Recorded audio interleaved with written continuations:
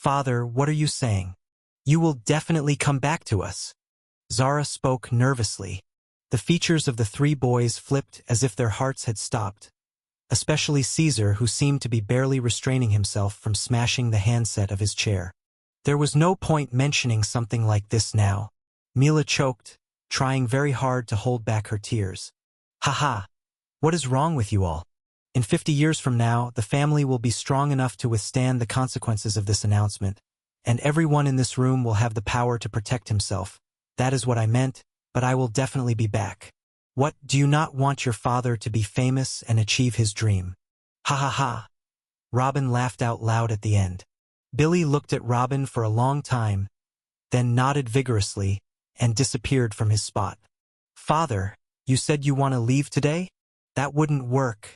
You are a genius, but you are not strong enough. At least let me give you some pointers, Caesar suddenly spoke. Robin looked at him and smiled. This boy's way of asking seemed as if he was planning something. I give you your power, and you use it to give me pointers. The world is coming to an end or something? Never mind. I will have to leave within this month. There is no problem to stay a few days and wipe your ass a few times. Good. I will wait for you at the private training grounds then.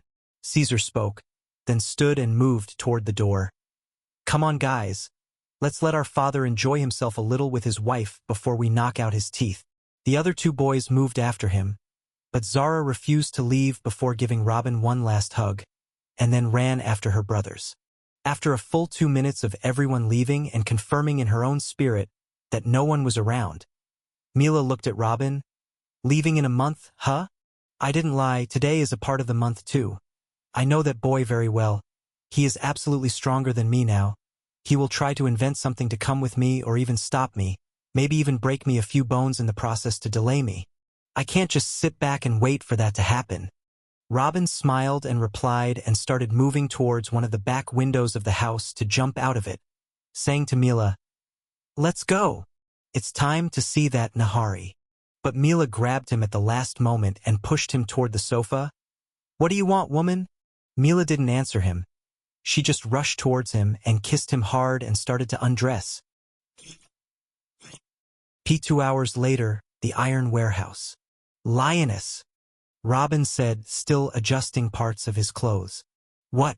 Shouldn't I get a goodbye session? Humph. I just hope that those 2 hours will satisfy you until I come back. Don't look at men other than me here. I will be sad if you do, Robin said with a chuckle. Humph. Mila looked away, but a strange light made her turn her gaze toward Robin again. The all-seeing god's humanoid light had already formed. Prestige, strength, pressure. The all-seeing god.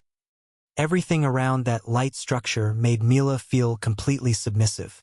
Before she realized, she found herself making a complete bow toward him. Seeing this, the all-seeing god furrowed an eyebrow and shook his hand. We do not do this here.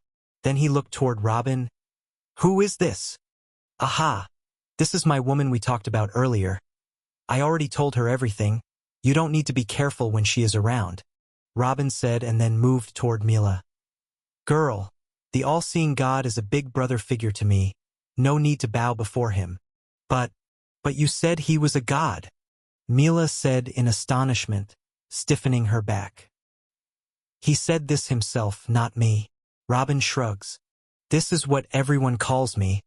I didn't call myself that, the clairvoyant god said out loud, then continued. Never mind.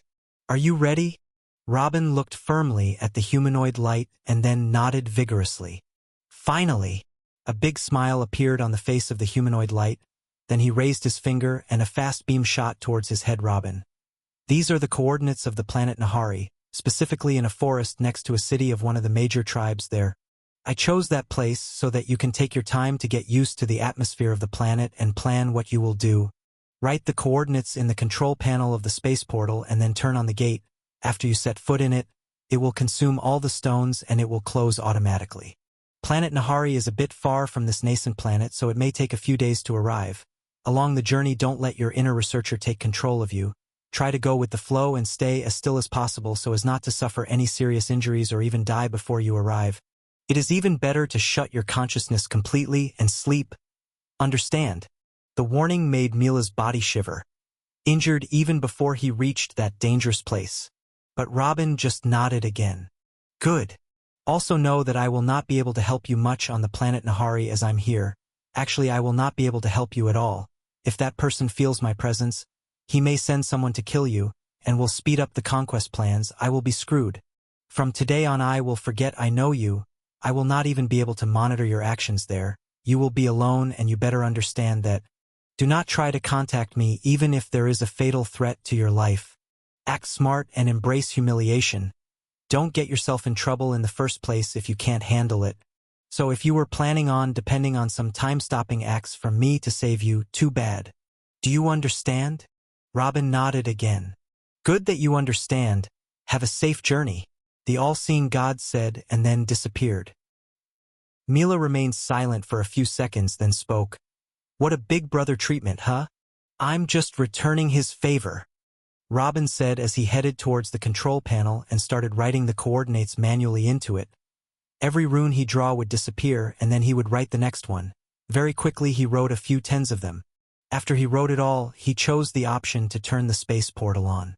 A sliver of faint blue light began to appear in the huge half-circle, looking like a translucent substance that Robin could look through. Well, I guess that is it. There's no turning back now. Robin looked toward the portal and spoke in a low voice, not even knowing if he was talking to Mila or to himself. Robin, maybe you can postpone this trip until then. Mila spoke quickly but couldn't finish her sentence, as Robin placed a strong kiss on her lips that lasted for a few seconds before finally letting her go and saying, Don't allow my legacy here go to waste.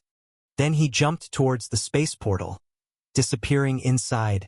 The gate glowed intensely for a moment before the light disappeared completely after that, leaving nothing but a large pile of energy stone ashes, and a woman crying on the floor. What a strange feeling. My heart stopped. My bowel movements stopped. My lungs stopped. Everything is dead, except my consciousness. What's going on? How long has it been since I jumped inside the gate? Hours? Days? Time flies by strangely here. I don't see anything nor hear anything. My eyes are closed. I can't open them. My consciousness is also slow. Without my spiritual strength, I wouldn't be able to think. Anyone below a sage level of soul strength would have passed out already. Is this what inside a space portal is like? What a strange effect. Am I now on my way to Nahari? I wish to see what is happening around me. Right? I will try to open the Eye of Truth. A faint green light started shining behind Robin's eyelids. My God! Using his eyes of the truth, Robin was able to ignore the existence of his eyelids and see shadows of what was happening around him. His stiff body looked like a static puppet. Around him something like a spiral tunnel, and countless small bright spots were passing by at an insane speed. The tunnel. After his initial astonishment at the sight that he would not even see in his dreams, Robin focused on the most important thing he had seen. There is a strong law in this tube. I feel it. Space law. Yeah, the heavenly space law. Contrary to the high-level runes, which the all-seeing God gave me. Here I can see everything clearly. Starting from the first level of the major law, it is the most obvious and clear pattern I have seen, Robin thought, then fell out of consciousness for a moment again. What a chance! 8 days later, a small blue gate opened and Robin's body emerges in the same condition. He entered on the other side, both feet on the ground and in a running position. But the moment his foot hits the ground, boom! The moment Robin's feet touched the ground, his face also touched the ground like a cannonball that met its target, making a huge hole in the floor below. The only thing he heard after the initial clash was the sound of cracking bones, and the second thing was his own scream. At one moment he was delighted, trying to not miss a single pattern of the law of space, which is one of the highest laws, and a moment later he felt that 100 earth dragons were standing over his body, crushing it. Everything happened in the blink of an eye, to the point that he did not comprehend what was happening. What the? What the? Robin tried to move his body with all his might, but he couldn't even lift his finger. Ha! Who? Ha! Who? After a few failed attempts to move, Robin began trying to take a long inhale and exhale, trying to calm himself and find out the most of what he can. All my inner organs is back working with no problem. Wow, the density of oxygen in the air here is higher than on my planet. I feel my respiratory system is thanking me for breathing this air. The natural energy in the atmosphere is also incredibly dense. I can literally touch it. It seems like no accident has happened. I have reached the planet Nahari. What happened? Did I land wrong? I'm hungry. How can my bones shatter from a fall like this? Even a baby could have withstood it. There is no energy in my body. Not even a drop. How many bones did I break? I'm thirsty. Whenever Robin tries to think of something intellectual, his stomach rumbles him back to his survival instinct. He was actually starving. Literally starving to the point of near death. And he quickly thought of a possible reason. Inside the spiral tunnel, all of his organs were in a frozen state. It's most likely a mechanism to make the traveler reach the other end of his destination without the need to eat or do anything important to live because, well, they couldn't in that space. In other words, for anyone else, it would only feel like a short nap and would get back to full power the moment he exit that tunnel. But Robin was not an ordinary traveler. Activating the Eye of Truth requires a not small amount of energy, and he has activated it for days. All his energy stores in his body were gone. After that, any food in his body was burned and turned into energy, and then his muscles lost all their power and sent it into his eyes. At this moment, he was already starting to lose weight. The state he was in made him unaware of what was happening in his body, and his focus on space law made him ignore the consequences. When he got to this point of conclusion, he gave a long sigh. Damn. No, he suddenly said and furrowed his eyebrow. That doesn't explain that terrible fall. Nor does it explain why there are more than 19 different broken bones all over my body. Crack. No sooner had he finished his words than he completed the lucky number 20 broken bones. No, this is not because I lost my power. There is a great force pressing on me from above. The hole caused by his fall made him not see anything around him, so Robin tried to straighten his head with difficulty and looked up next to his eye, only to find the sky. This force, pressure, it exists. I feel like it is crushing me. It's gravity. Robin opened his eyes wide. Yeah, no doubt. It's tens of times stronger than my planet's gravity. Asterisk inhale. Exhale. Inhale. Exhale. Asterisk. Robin felt like he was about to cry. He had barely touched planet Nahari, but bad luck hit him right away. Nothing in his situation could be envied. It literally can't get any worse. Damn. Robin's mind stopped working for a moment when he heard the roar. He might be on another planet, but a roar is a roar. That was a hungry damn beast for sure, and it looks like it is quite near too. Probably the strong sound he caused after falling caught the beast's attention. According to the distance that the roar came from, even if the beast came with no hurry, it would reach this place in a minute or two. The power behind its voice says it is very strong, but even if it is not, any passing rabbit could kill Robin for fun in his current condition. Think. Robin tried to calm himself and his eyes traveled all around him, trying to find something to put his hopes onto, but he only found the sky above him and the solid ground around and below. He barely moved his fingers, with enough force to scratch the soft soil beneath him, and shouted, No. I didn't come all the way from another damn planet to be some beast shit here. I'm not willing. But then his features took a sudden turn from fear to amazement. He quickly furrowed an eyebrow and looked under him again. This ground. As he scratched the ground with his fingernails, he felt a slight quivering in the atmosphere around his fingers, as if a strand of energy was escaping from the lines he scratched. This ground. It contains a natural energy that is almost equivalent to what is found in the energy stones in my world. Robin's surprise knew no bounds when he sensed this. Energy stones are a specific mineral that can store natural energy in it over very long periods. Everyone on his planet is looking for mines for these stones day and night, but their quantities are always limited compared to the demand. Even though the inhabitants of his nascent planet didn't know how to exploit these energy stones to the max, for example, their absorption would be 10% faster than their cultivation if they used the natural energy in the atmosphere around them. It was still a precious item and one of the foundations of any noble family. 10% more speed is tens of years for Saint. As for here, even the random dirt that he fell on contains a similar amount of energy stones of the same size. Doesn't this mean that if he created a space portal here, he would only need a few shovels and 2 average slaves to secure his energy requirement? Without delaying another second, Robin turned on the absolute stone energy cultivation technique, and a torrent of energy began to emerge from the ground beneath and enter his body from all the pores. Ha ha ha! The feeling of thrill that Robin had when the energy started flowing to his body did not feel for a very long time. But he soon stopped laughing and a stupefied expression formed on his face as he looked up, but this time he wasn't looking at the sky, but rather a huge head that exchanged looks with him. The head of a strange dark color creature looks like a mixture of a mouse and a wolf, covered with shiny plates that look like metal. The size of this head indicates that the length of the rest of his body is at least 6 meters. Hello, Mr. Creature from an alien world. Hope you are having a nice day? In fact, I came to you in peace. Can we a nice decision? The creature roared with joy and passion as if it had found the whole week's catch, then opened its mouth and swooped down. Not today, you ugly bastard! Robin shouted and moved a finger, and a gust of wind flew one of the talismans in his pants and quickly landed on his index finger.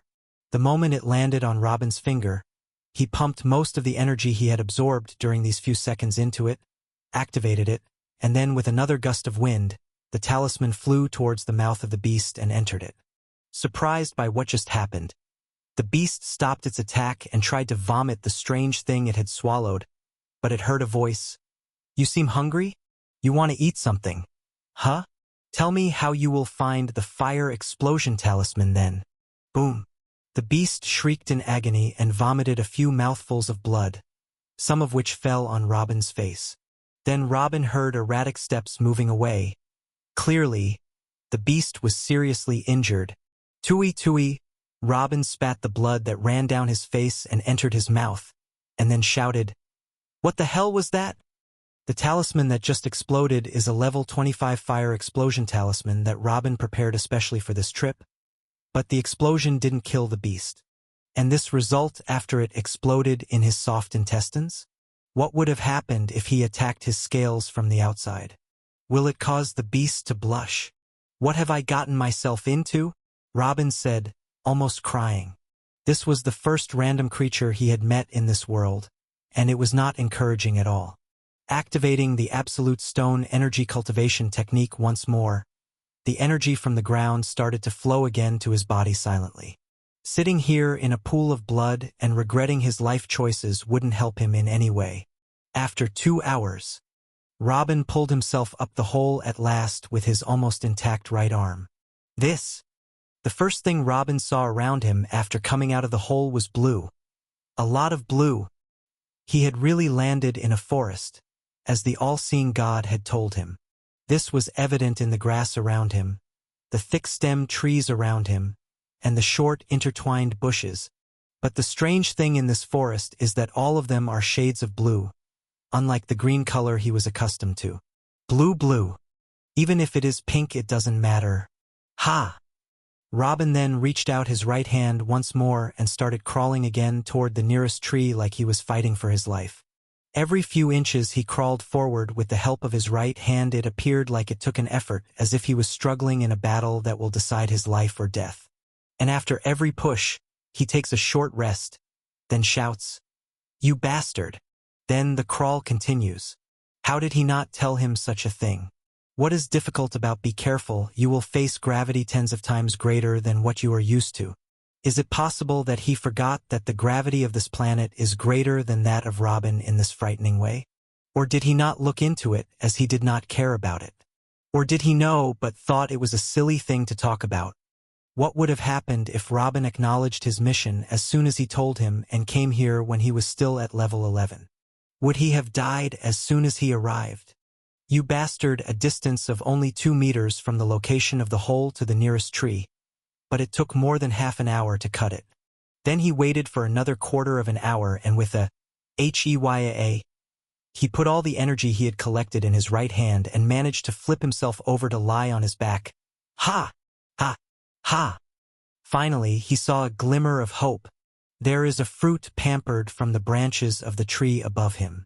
After another 5 minutes of rest, Robin waved his finger swoosh. A strong blade of wind moved towards the nearest fruit to his face, but failed to cut it in half.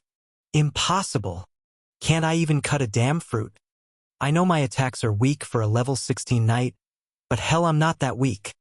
A few more blades hit the same spot until the fruit was damaged enough and the juice inside it began to fall on Robin's head, who tried his best to adjust its position so that the juice would go directly into his mouth. Within about a quarter of an hour, all the juice dripping from the huge fruit was gone, but it was plenty enough to fill part of his stomach, his face, the top of his clothes, and even the ground under his head as well. Damn it! After he finished this impossible task, eating a piece of fruit, Robin started thinking about his situation again. He is technically asleep on an inexhaustible energy reserve and even breathing it, but natural energy is not everything. With this energy, he could use his laws and talismans freely, but in the end, he still has to rely on his physical strength to move around. And as for the state of his physical body, he is hungry. He has 20 broken bones that seem they are about to increase. Most of the muscles in his body are torn or stiff, and a terrible gravitational force is pressing on him. That fruit didn't satisfy his hunger, and it certainly wouldn't satisfy his physical body's needs, but it was a good start. After digesting it, crawling around will be a little easier. As for the injuries all over his body, a faint green light started igniting from his body as the life law began to instantly convert the energy he pulled from the earth into life energy to circulate in his body and automatically heal it. Robin was surprised when he saw the aura resulting from the activation of the life law. It was much more intense than he remembered. Is the law of life in this world different from what I know? Robin thought, but did not continue to think much in this direction. It wouldn't matter for now how different it is as long as it works. So he closed his eyes again. He didn't know how long his body treatment would end, but it appears like he would need maybe 2 or even 3 weeks. In this period, it's time to think about the most important thing. How do I get rid of this gravity? How? Robin muttered slowly. Maybe if he landed on this planet with his full power, he wouldn't get so many injuries and find himself in the situation. But surely he would have found trouble moving around. Even if he stayed put until he heals himself completely, he would move around like a mortal at best. After 3 hours, Robin opened his eyes and spoke. Gravity! If my problem is the heavenly law of gravity on this planet, I will make it work as I want. Yes. That is it, ha ha ha. Without further delay, Robin's eyes began to flash a faint green glow with a big smile on his face, and he started looking around. The view was completely different from what he remembers on his planet. The patterns of the laws are the same, but their density, clarity, and availability around him are completely different. He started moving his eyes around him for another half an hour until he finally caught the first string. The major heavenly law of gravity. Contrary to his mother planet, the major heavenly law of gravity was as powerfully present in this world as the law of wind or light and could be seen clearly. He needed some time to separate the major heavenly law of gravity patterns from all the other patterns of laws around it. But with how clear the patterns he sees are, it seems like he wouldn't even need a special place to study it to the end. He won't need a volcano as he did with the law of fire or a mountain strait as he did with the law of winds. Even if he was lying on his back here, and with the help of the second stage of the Eye of Truth, he was sure he is able to complete learning the first stage of the major heavenly law of gravity in 2 weeks or less. With a body and eyes that glowing green, Robin looked like an abnormal corpse. But perhaps on the whole planet, no one was more busy than him at this moment. 5 days later. Who's there? Robin shouted after he heard a rustling in the grass near him, and immediately he stopped activating the Eyes of Truth and the Law of Life. But he didn't find a response and the sound kept getting closer, and it was too late anyway, because he was busy with more than one thing at the same time. He couldn't spot the incoming threat in time. Whatever was approaching him had already reached a dangerous distance. Robin moved his finger and one of the fireball talismans flew from his pants and landed on the index finger of his right hand, ready to fire at any moment towards the incoming creature. Robin opened his eyes to the end of them. What appeared before him at last was not a beast, but a very beautiful girl with big eyes looking at him with fear. Everything about this girl's appearance was a little weird. She was a little short, but she had a huge chest, half naked. No clothes to mention except for 2 rags covering her sensitive areas, and remembering the beast from before, that was definitely not a place for a scared short girl like this one. Robin's killing intent calmed down a bit, as he raised his head slightly to look her in the eye and spoke with a smile. "Hello? The weather is nice today, isn't it?" "Ah! Karatue! Karatue!" The girl screamed in terror and then ran in the same direction she came from. "No, no, no! Don't go! I don't bite!" Robin tried to calm her down, but she was already out of sight. "Damn it! I missed my golden opportunity to sit down." Robin's back was already numb and in great pain after sleeping on this hard ground for 5 days, especially when there is a great force still pressing him down. Although he was not fond of the idea of meeting the natives in his current situation, the idea of someone helping him and supporting him on the tree trunk is very tempting. And the girl didn't appear to be that frightening. Maybe his original fear about the locals was unnecessary. "Sigh, it doesn't matter then," Robin said, and then went back to continue where he left off. During these few days, the wound healed at a reasonable rate, and he was able to find about 30% of the first stage of the pattern of the major law of gravity, but he still has a long way to go before he can move freely again. Just as he was about to activate the Eye of Truth again, he heard a voice coming closer. "Sar Sar? Karatue Saival? Sar Sar." It was the voice of the girl who had just run away. But she was not alone this time, so Robin, who was almost touching the ground, heard the sounds of ba ba ba. It sounded like the noises of human steps, but it was much heavier, and the distance between each step and step is farther than that of a running human. "I wonder if one of them would be nice enough and agree to help me sit down." Robin tried to stay as positive as possible even if his heart nearly exploded with fear. After a few more seconds, the girl appeared again from the same direction, then pointed toward him, looked behind her, and then shouted, "Sar Sar!" An annoyed voice came from behind the bushes, and then someone came out to stand next to the girl. "Is that a human?" Robin muttered in a low voice, looking slowly at the person who had just appeared from the bottom up, and it was a long way to go. At a point Robin felt like he would never reach his face. That person was at least 2.7 meters tall *, about 9 feet *, wearing nothing but long pants. The upper part was covered with nothing but a belt of beast hide, and the rest was covered with strange tattoos. The apparent muscles of his body seemed to be carved out of rock. His features are harsh and his skin color can be said to be normal, but it was more bluish. Many strange attributes, but he is still generally can be considered human. Is this the guardian spirit of the forest or something? Robin thought. Robin was still in his shock after seeing this strange-looking guardian spirit and trying to comprehend what he is. Suddenly another one with almost the same attributes came out from behind the bushes, causing Robin's mind to stop working for a moment. "Hee, Karatue, huh?" One of the 2 giants laughed and slapped the girl on the back of her head before pointing at Robin. "Mesat Rathi." Robin furrowed his eyebrows. He didn't understand a single word that was said. Because the continent on which he was born had been in constant conflict and wars for tens of thousands of years even before the cultivation era began. The lands and populations moved from kingdom to kingdom almost every few years. A common language arose that combines the characteristics of all the ancient tribal languages and spread rapidly with wars to be an official language for everyone later on. So almost everyone in his world spoke the same language except for an accent or a few changed words. Even the beasts above level 4 could understand this human language with ease. So this was the first time he faced a language barrier. But one thing is for sure, that giant was not pleased to see him. It was clear that he was making fun of the girl for some reason, Soy hira kara tue. The giant then slammed himself on the chest and took out a dagger from his waist, a dagger that was big enough to be a sword for Robin. Then he started moving towards Robin, laughing. Ha! Robin panicked at the scene, raised his head to see exactly what was happening, and grabbed a talisman with all his might, ready to use it at any time. A level 25 fireball rune will definitely be able to inflict great damage on the person holding the dagger and a 90% chance that it will kill him, but what about the other person? His aura and physical strength said he was definitely equal to or stronger than level 25. He wouldn't have time to shower him with talismans. That person would immediately kill him if he tried to shoot the first talisman at the dagger holder.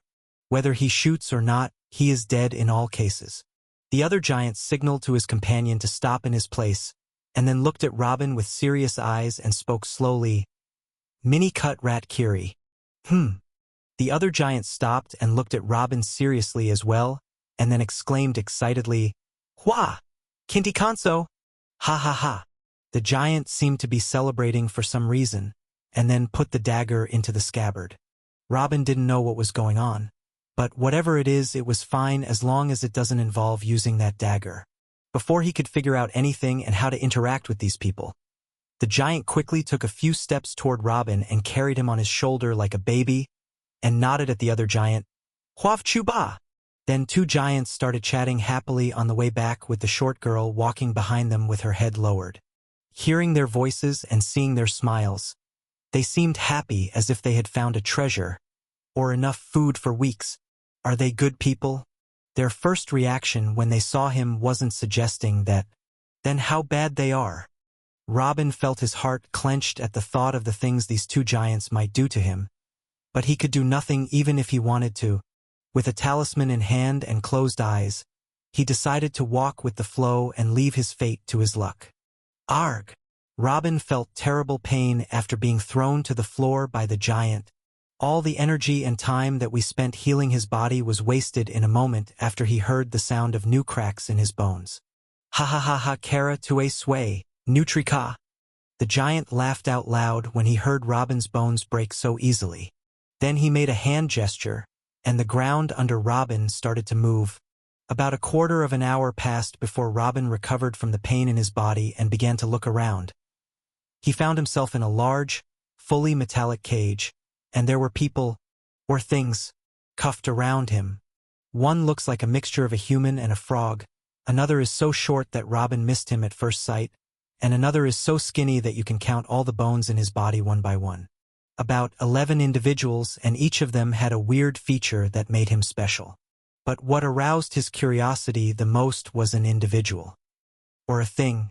Unlike the rest who had just cuffs on their hands, this thing had cuffs on both hands and legs and even around his neck, and had chains all around its body, and soon he found out it was for a good reason. Its body was covered with blood-red scales, with two long spiral horns coming out from his forehead. And that was not it. Robin could easily feel an explosive force from his muscles as if they were made of metal and not flesh and blood. Taller than Robin and shorter than that labor. His height was approximately 2.2 meters 7.5 feet. But even all of these specifications were not what attracted Robin's attention. Rather, his neck and face. His neck was covered with something like gills, which opened and closed constantly. As for his face, there was nothing in it but a mouth full of fangs. His skull is just like a human skull, but his eye, nose, and ear were not there. It's not like they were cut. No, their spots were so smooth and polished that indicated it was born that way. It appeared like a training doll. Only his mouth was wide open and full of long, sharp teeth. And currently, the head of that creature was directed at Robin, and saliva was dribbling from his mouth. What are you looking at, you bastard? Robin's heart clenched when he saw that creature's saliva dripping while looking toward him, as he clenched on the talisman even more forcefully. But he clearly knew that this thing would definitely not be defeated by a level 25 talisman either. Within a few minutes, Robin met two beings who could be compared to a mid-leveled saint. At that moment, the girl who had found him earlier entered the carriage, gently adjusted Robin, and seated him with his back on the iron bars behind him. The crimson creature gritted his teeth like he couldn't hold himself anymore and dashed to move forward toward Robin. But the strong chains around his body prevented him. You lowly being, you won't eat me today. Robin cried out loud when he saw this scene. That thing was clearly dying to eat him. The girl giggled when she saw this, and then looked at Robin and started making a few gestures with her hand. The language barrier may be too great, but hand gestures always do the trick for intelligent beings. Quickly Robin understood that she wanted to say that that creature can't hear, and that his screams wouldn't help. Then the girl fetched a bucket of water and began wiping Robin's neck and face from the fruit juice and blood of the beast he had blown up earlier. Before a voice came from outside the carriage, "Salmonimity." The girl panicked, then took the bucket and left quickly, leaving Robin among strange creatures, some of whom had their eyes fixed on him as if they could not bear to wait to eat his flesh and chirp his bones. Annoyed by the situation, Robin just closed his eyes again and turned on the law of life to heal himself, but this time with a quarter of its strength, afraid that he would draw attention with the green glow. With the mini-prison carriage moving and he was left alone again, it wasn't too much different from he was lying on the forest floor afraid that another beast might appear at any moment. Here is a possible danger. There was a possible danger. It actually would be hard if he had to choose between the two. Well, for now at least, the only new bad thing now other than all the danger around him is that he did not find the same peace and silence that he had enjoyed all those past days. The prisoners next to him started talking to each other in a loud voice after the carriage started moving again. Tari? Kikiki Sammy Ra and I Re. After trying to focus a few times, Robin surrendered to reality and slowly opened his eyes again, and began to look at the other prisoners with some interest. The two sides of the conversation were an old woman wrapped in tree branches, and it seemed as if the leaves were coming out of her body, while the other person was a man sweating profusely as if a waterfall had opened over his head. They didn't care about Robin's gazes as they continued their discussion. It's clear that they are used to this kind of attention, so they ignore Robin, and Robin ignored the creature that is still salivating while looking in his direction. Each one cares about his own affairs. And on that, another 5 hours passed. Se feta cert. I'm in the past, Calto Sylvie. At that big tree and... Me too. Kote far soon Siri. That day and I was. Fa vex ti. That was what Robin was hearing now.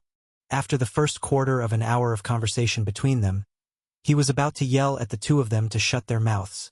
But he restrained himself when he learned the word I from their conversation when the woman pointed at herself as she said it. And he continued observing them silently. Repetition of words, hand gestures, pointing here and there. In just 3 hours, Robin was able to translate the meanings of more than 30 words. After that, he wanted to take the subject to the next level, so he activated the Eye of Truth with a quarter of its power and started reading their lips and monitoring all the physical and nervous variables while pronouncing each word, and so the number of words he knew increased exponentially. By the end of the 5 hours, he had already translated almost all the simple words that a 4-year-old kid would know. So it wouldn't be an exaggeration if Robin said he could understand a quarter of the conversation beside him.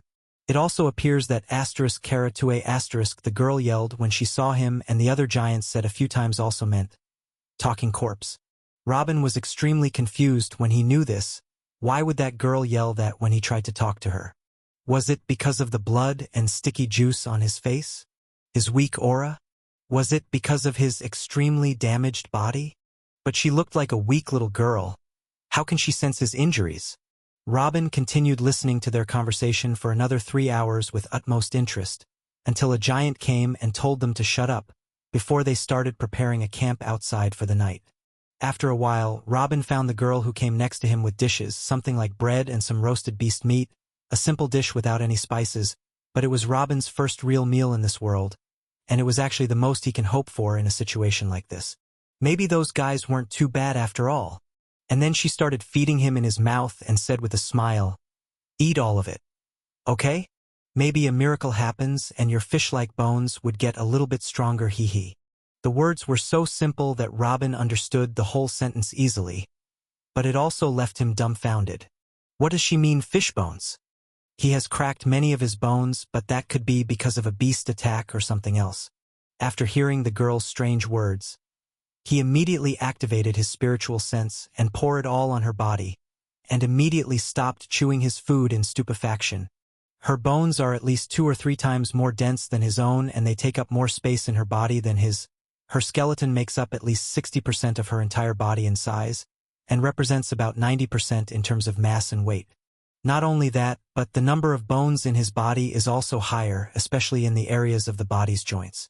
Her spine in particular is extremely strong. With this structure and toughness, it can be compared to a steel pillar. Seeing her bone structure, it was not strange if she called him Fishbones. Even her muscles are not like the muscles of the humans he knows. The texture of the flesh in her body tends to be spongy. It seems as if it is specially designed to withstand pressure without tearing. But at the same time, it is tougher than the flesh of ordinary humans, and it would take much more damage to harm it. This short, slender girl, in fact, is much heavier than him, and her body is much stronger as well. Just based on the strength of her bones and flesh alone, this seemingly young girl can beat the shit out of a 10th-level cultivator.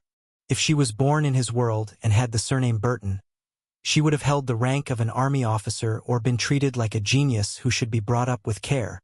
This short, big-chested girl was far from being an ordinary human being. "What? Do you like my chest too, Fishbones?"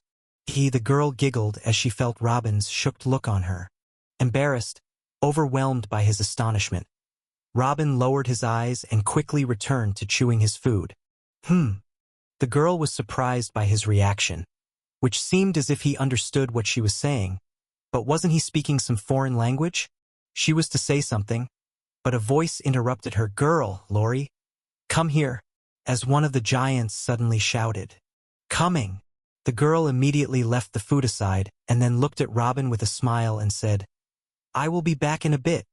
Robin followed her with his eyes until she jumped out of the carriage, and then went back to look at the grilled meat in front of him. He tried to raise his right hand to get it closer, but he couldn't raise it more than an inch from the floor before it went down and bumped into it again, so he sighed and gave up.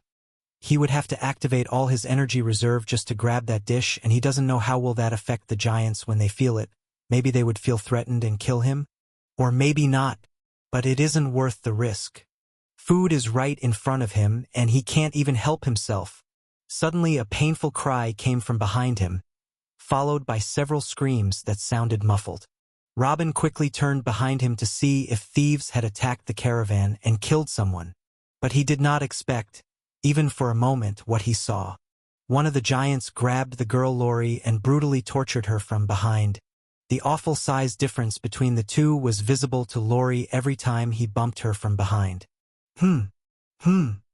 She put both her hands over her mouth, so as not to let out loud screams as 2 lines of tears went down her eyes, as well as a torrent of blood from her genital area. Robin couldn't force himself to watch this savage sight anymore. He gritted his teeth, then redirected his face forward again and closed his eyes. This did not concern him, and even if it did, he had nothing in his hand to do. Yes. Yes. As the first one started, a few soon followed. In a few minutes the noises doubled. This time it was from more than one source. It was other girls with other giants. The exact same situation was happening everywhere. Even one of the giants seemed to need some privacy, so he left the rest of the giants and came and did it with a girl right in front of Robin's face. Only now was Robin beginning to understand how big that caravan was, and it wasn't just 2 giants and 1 human-like girl. So far the voices he's counted under the wing of the night belong to 7 giants and more than 15 different girls. One of the strange things about what is happening is that the prisoners were completely unaffected by what was happening. No one was aroused and no one was angry. Even the 2 chatterers did not stop talking but kept it lower as if nothing is happening around them. But Robin couldn't take it any longer. Using the minor heavenly law of sound, Robin completely shut off his hearing as he closed his eyes, trying not to think about what was going on around him. About half an hour later, Robin felt something poking his shoulder and quickly opened his eyes. It was Lori, who spoke with a smile. "Have you been sleeping? Let's get on with your meal." Robin looked at her as if she was the strangest thing in existence. Traces of tears were still on the girl's cheek, and blood was still dripping from between her legs. But she still came with a forced fake smile to feed him. He also looked out of the train car and saw that the party was over. He saw some girls lying on the ground gasping for breath in pools of their own blood, and some of them struggling back to work as if nothing had happened. What the hell is going on here? A question burst into Robin's mind. The girls don't appear to be slaves. They don't have chains. They don't seem to work with the fear of the whip. Nor did they hate the giants or their jobs. That giant even called her with her name, Lori, as if they are friends. Even this girl Lori, when she found Robin was wandering alone and had to go back to call the two giants, which means they have a lot of freedom. All clues indicate that they are free, but they are undoubtedly treated worse than slaves. These girls aren't humans, at least not like me. Are they the females of this giant's race? Is this normal in this world that males treat their females this way? How is it possible that the difference between males and females of the same race is so vast in size and stature? Robin thought as he looked at the girl in front of him with knotted eyebrows. Say ah.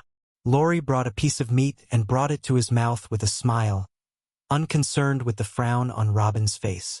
Robin wanted to ask her 1,000 questions, but in the end, he opened his mouth and took a bite of the grilled meat.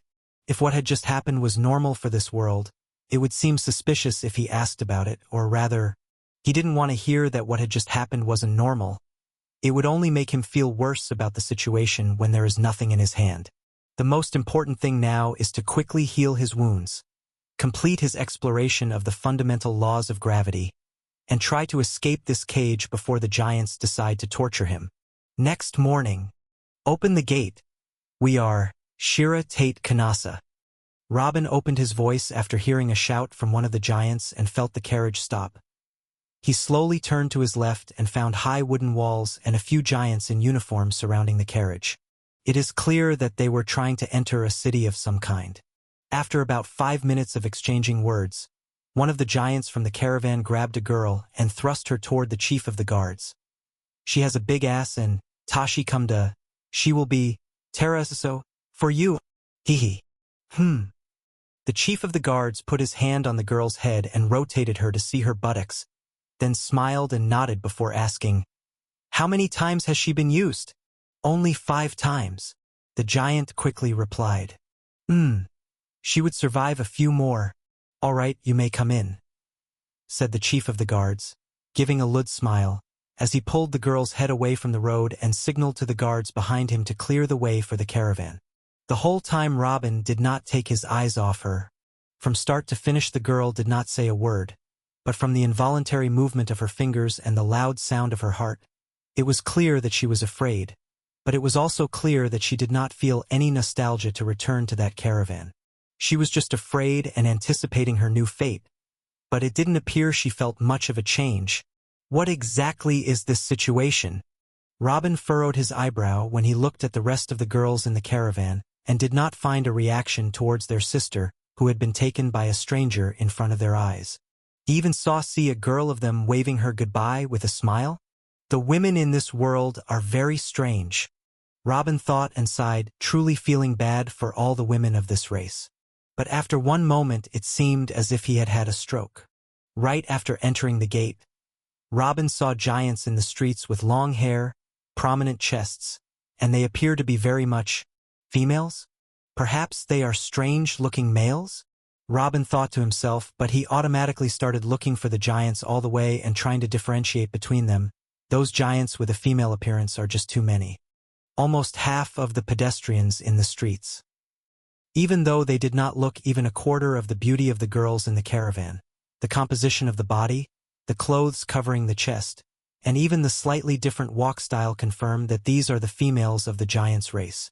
Robin quickly turned back to look at the girls in the caravan and a question exploded in his head. Who the hell are those? But he didn't have time to think, and the carriage stopped again. But this time the giants in the caravan began to move quickly, getting out wood planks and construction tools from another carriage in the caravan. After about a quarter of an hour, it became clear that they were trying to build something, a platform specifically. Robin was terrified when he saw the platform. If he combined this with his place in the cage and what happened to the girl at the entrance to the city, is this a slave caravan? Will I be sold now? He can't even walk probably. Will the buyer treat him like some kind of a doll? Will he be eaten? Will he be treated like an animal as he is now? What is the probability that a smart person that will treat him with the respect he deserves buys him in a place like this? 0. Arg! Robin tried to put all his strength into his legs to try to stand up, but most of the fractures were simply there and he didn't have enough time to heal them yet. Trying to escape now is impossible. His features turned into an ugly shape, and secretly he pumped all his energy into all the talismans that he planted around his body. With a thought, an explosion will occur that turn a quarter of this city to ashes, and of course his body as well. He simply ignored his mission and everyone he ever knew at this stage. Robin Burton shall not be sold and bought. At that moment a voice was heard. Calm down. Nothing bad will happen to you. It was Laurie. When she noticed his movements and features, she came to calm him down. Is I sold? Robin asked, stuttering in their language. Oh, you do know our language then? I thought, sassy Calve sister. That's good. A look of happiness appeared on Laurie's face. Please. Word. Easy. Robin spoke again. Oh, I will try. Do not be afraid. You won't be sold. Do you understand? Laurie looked cute trying to choose her words, but the words were enough to calm Robin a bit. He's still ready to blow himself up with them at any time, but he relaxes a bit. We will talk after. We finished. Okay? Laurie said again with a joyful smile. When she saw Robin nod, she giggled and then got off the carriage and went to help build the platform with the rest. After another hour. Come on. Come on.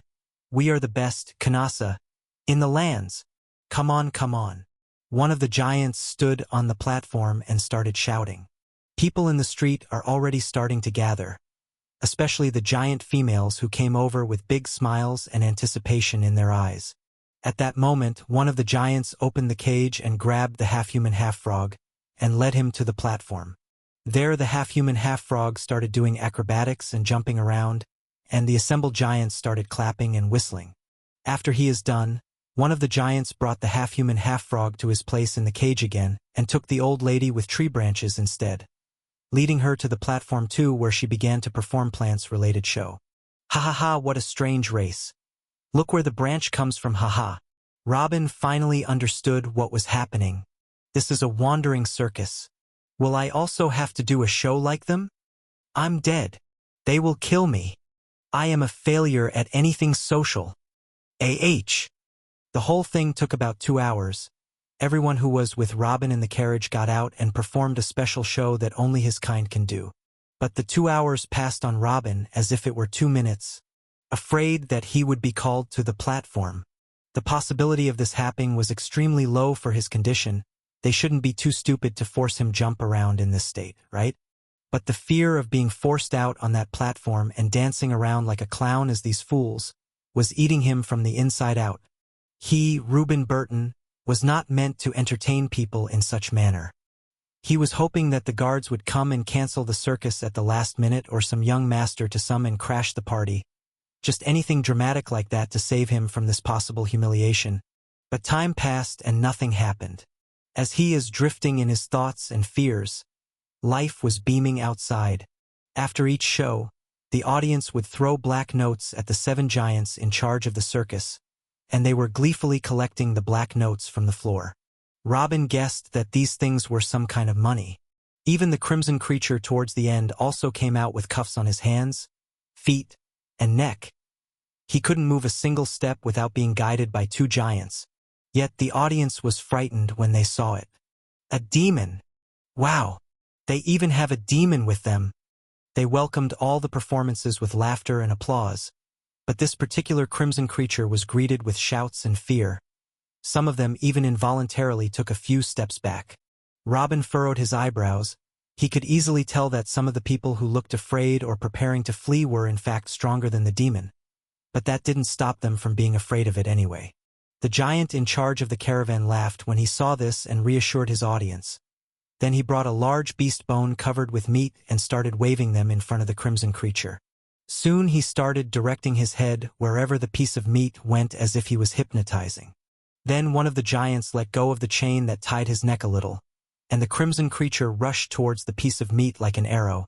and took a huge bite, crushing even the bone as if it was nothing, and almost nibbled the fingers of the giant who was holding it. Wow! They are really what I heard. I wouldn't want to deal with those things. Our men who control these things are really awesome. Wretched demons. How can you sleep with those things alive around you people? I always say we should exterminate them and do the dirty work ourselves. But no one listens. The crowd split about this one. Some of them started side discussions and some clapped a little, and some of them started throwing those black notes again. But this time, while the giants were collecting notes from the earth, one of them spoke. You are wasting our time.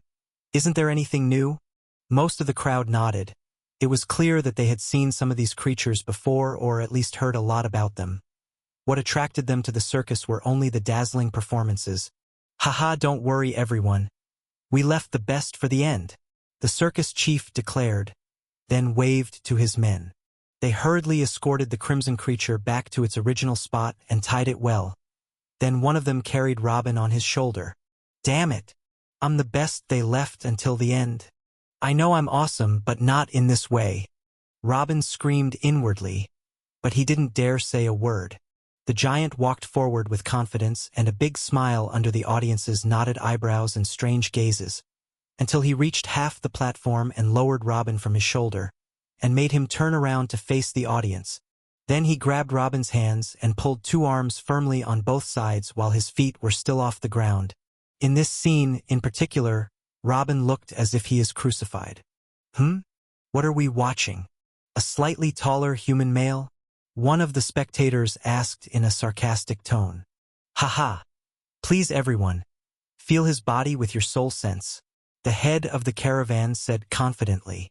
Robin closed his eyes and gritted his teeth until they almost shattered. This was undoubtedly the most humiliating moment he had faced in his entire life. Ah! The first cry came from a giant female.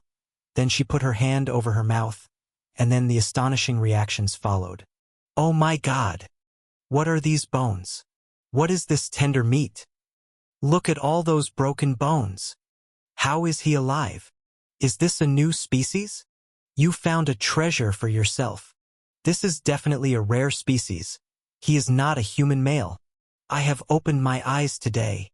Involuntarily, the audience began to take out the black papers and throw them toward the stage in satisfaction, although their eyes were still focused on Robin. Other people passing by in the street heard the shouts of wonder and stood to watch this new creature as well. Very soon the number of spectators doubled. Ha ha ha, thank you very much. The giant laughed out loud. The money he got immediately after Robin's display exceeded all previous offers combined. After a few more minutes, after making sure no one else would pay anything, the head of the caravan ordered the giant carrying Robin to put him back in the cage gently. His head was busy with returning back quickly to split the profits with his accomplices. The giant threw Robin at the metal floor like a sack of potatoes, unconcerned with whatever happened to him, causing him 2 more fractures in his right leg.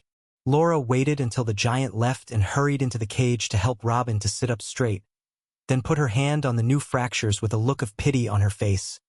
Does it hurt so much? This shouldn't be new to you. You should have faced this kind of injuries a lot in your lifetime. How do you treat yourself when you got hurt like that? Tell me to help you. No. You need. Please. Leave me.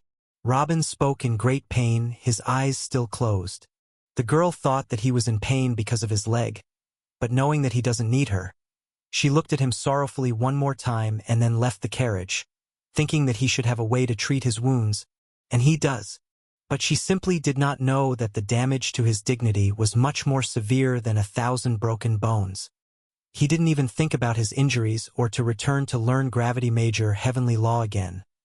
His mind refused to be cleared. Nothing is going on in his head now except the most brutal way to kill those 7 damn giants. A few hours after the circus show, dozens of miles away from the city. Immediately after the completion, the 7 giants dismantled the platform and prepared the caravan again to leave, and then exited the city without delay, as if they were afraid to wait a minute longer in this place. As for Robin, his eyes were still closed, trying hard to hold back his tears from falling. The resounding fall, the supernatural gravity, tens of broken bones and torn muscles, and the confrontation with the giant dark beast didn't break Robin. But those minutes on the platform almost did it. The only thing preventing him from blowing himself up with everyone right now is that he came knowing that he might get humiliated. At least that's what the all-seeing God repeatedly told him. But he thought that the insult he was talking about was like the one he and Caesar faced at the Bradley Military Academy at the hands of the few brats. But this is simply too. At this moment, he remembered something. So he opened his eyes and looked at the other handcuffed creatures next to him. He was now sure they were once free like him but were caught and are now forced to do these shows to keep their lives. But looking at them, they did not even look sad. And the short humanoid girls in the caravan are all hardworking and acting naturally, as they have already forgotten that one of them was given as a present to the city's guard earlier today. Robin couldn't spot any signs of hatred or even alienation against the 7 giants. Why does everyone act as if they are on a picnic? Don't they know what humiliation means in this world? Do they not know what it means to be a slave? A question exploded in his head. But he quickly calmed down again, and a serious look appeared on his face. It seemed as if he had made up his mind about something. Faint green light began to glow around his body and emanate from his eyes. Ha! Guys, look at Fishbones. One of the giants noticed what was going on and drew the attention of the others. He is radiating light. A giant approached Robin to take a closer look and began to poke him. But Robin did not pay him any attention. Oh, hurry up and check out his body, the head of the caravan suddenly said. It heals? Slowly. But it heals. A look of astonishment and shock appeared on the faces of the rest of the giants, and even the girls and the rest of the imprisoned creatures looked at him in amazement. What a strange species! What do we do, boss? The head of the caravan looked long at Robin, who seemed to be separated from the world, then looked at the path ahead of him again and spoke. Leave him be. Maybe this is his kind's way of recovering. It would be good if he stayed alive for us a little longer. Haha, you are right, boss. Get well, sweetie. Get well soon. Haha. Hearing those words, Robin finally breathed a sigh of relief. When he stayed 5 days lying in the forest before under the complete influence of the law of life, he had healed himself reasonably well, although a large part of the energy was intended to keep him alive due to the lack of food. As for activating the law of life in its weak form now, as he did since he was arrested, it will only make things worse. It will take much longer, and those animals will throw him badly again and break his bones again. The perfect major heavenly law cultivation technique of life must be activated in the best way. There weren't too many options in front of him if he wanted to leave this cage. The only way is to activate the perfect major heavenly law cultivation technique of life with its full energy and pray that no one will interrupt him. And completely activate the eyes of truth also to speed up the process of discovering the major heavenly law of gravitation. Robin was truly far away from his best when he was on that platform, but from their reactions, he knew how much money they made from his show. So if he didn't do something that was a direct threat to them, they definitely wouldn't kill him or do him more harm. So if he activated the 2 techniques, either they would get suspicion and want to harm him, and in this case it would end up with everyone dying together. And for how he feels now, he was really ready to do it. Or they would leave him heal himself in peace. This was a huge bet, and he won. Quickly another 4 days passed. The caravan kept a straight line in and out of a few forests, during which time Robin didn't blink once. Even the 7 giants were very surprised by the green light activating so far on his body and in his eyes, and started looking at each other that something strange was going on. But the head of the caravan dismissed everyone's concern every time that this was normal for Robin's sex, and even ordered Lori to increase Robin's rations so that he could heal better. Only a fool would risk the death of such a treasure. As for Robin, he had no idea what was happening around him. His entire focus was extracting the major law of gravity patterns. Even while eating his meals, he didn't look at the food or listen to a word that Lori was saying. His eyes are completely open and are constantly moving toward the horizon. After another 4 days, the convoy reached another city. The same circus was repeated with the same shows, even with the same bribery to the head of the city guard with a humanoid girl. To ensure that a smart person would not see him and be exposed, Robin stopped using the two laws after entering the city, but returned to activate them again immediately after leaving it. When Robin activated his two techniques again after leaving the city, they didn't look at him the same. His action caused suspicion this time to enter the heart of everyone, even the head of the convoy himself, but he was too precious to do something to him. After another 5 days, a few individuals got out of the bushes and attacked the caravan. There were at least 15 giants among the attackers. Robin estimated their strength to be around the middle and high levels of the knighthood realm, with 2 of them being between low and middle-level saints. With them also another 30 half-naked males, that the tallest of them in about 1.6 centimeters 5.1 ft, just slightly taller than the girls at the caravan and has a similar physique to them, and all of them have equivalent to level 10 strength as well. The attack was very fierce and fast, but the battle was resolved just as fast. It may even be described as a one-sided massacre. It was like a fight between thugs and trained elite soldiers. Although at first sight, Robin estimated that those 15 were just as powerful as the giants of the caravan and perhaps even stronger if their numbers were added to the scale. The 7 giants of the caravan were unexpectedly powerful. When the fight began, the tattoos of the 7 giants began to emit energy vibrations before every attack they directed.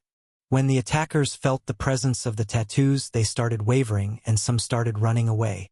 This attracted Robin's attention and kept on looking at it with frowned eyebrows. These are definitely not ordinary tattoos. In about a few minutes, all of the attackers were killed. Even the head of the convoy stalked the 2 strongest bandits and banged their heads effortlessly, even though their physical strength appeared very close. Those tattoos, Robin muttered, these things are most likely the key to the power system in this world. He definitely felt some heavenly laws in it, but he just couldn't get his finger on what it is. From start to finish, Robin did not care about the result. What if the bandits win? They would never let him and the prisoners leave. And his current condition is not optimal anyway, so it didn't really matter who kills whom, but the tattoos officially attracted his attention now. It was undoubtedly the difference in the fighting that occurred, and it told him that the true strength of those 7 was far beyond his initial estimates. After the fighting ended, the head of the caravan ordered the girls to make camp to spend the night here, and then he and the rest of the other giants took some of the dead bodies and disappeared among the bushes. After 2 hours they came back again laughing, with 3 huge beasts on their backs with blood dripping from their teeth. It's clear that they used those corpses as bait. Today was a grand celebration of a resounding victory, followed by much violence, and ultimately, one of the girls died from excessive blood loss. The other girls also tended their own wounds silently or just gave the corpse one last goodbye gaze before looking in front of them again. After the whole party was over, Lori came with some leftovers and sat down next to Robin and started cutting the meat. "You are in luck today. There are a lot of leftovers. I see that most of your wounds and all your fractures are about to heal. At this pace, maybe after another 3 days you will be completely healed. That's awesome. What a tremendous healing power. No wonder you managed to survive all these years. You know, Robin looked at the girl who did not stop talking and the blood that did not stop falling from between her legs. Is she his enemy or his savior? This girl was the one who found him and put him in this position. But without her, he might have already been some beast's dinner. The last time he replied to her was after his first circus show, and he told her to leave him alone. Yet she came every day to feed him and talked nonstop even when he was completely ignoring her. What are you? Robin finally uttered his first words in 9 days. Oh, you finally decided to talk to me again? What's wrong with this question? What am I like? Oh, sorry, do I speak fast? Do you understand anything I'm saying? Lori said in one breath. Over the past few days, Robin took some of his time by directing the eyes of the truth toward the giants while they were talking or the little chats of the prisoners. His master of the language became much better. You, a slave? Free? Why are you treated like this every day? And then you come to me as if nothing had happened? How do you keep that smile of yours? Robin spoke as if he was trying to study a strange case. Slave? Free? What do you mean? I don't understand you. Lori raised an eyebrow. This is the role we humans have in life. No more, no less. Role? Robin furrowed an eyebrow, then continued in a heavy tone. What do you mean? The role of the humans. Have you been living under a rock your whole life? Lori was really surprised. I was born with a different body. As you see. That is why I was living with my grandfather in isolation from the world to protect me. And I don't know anything. Robin casually made up an excuse. Ooh, is that so? So you were born into a human family like us? Damn, you can start your own species if your kids got your attributes. But you know what? I knew that we are related somehow. Hee. Lori giggled, and then proudly placed her hand on her chest.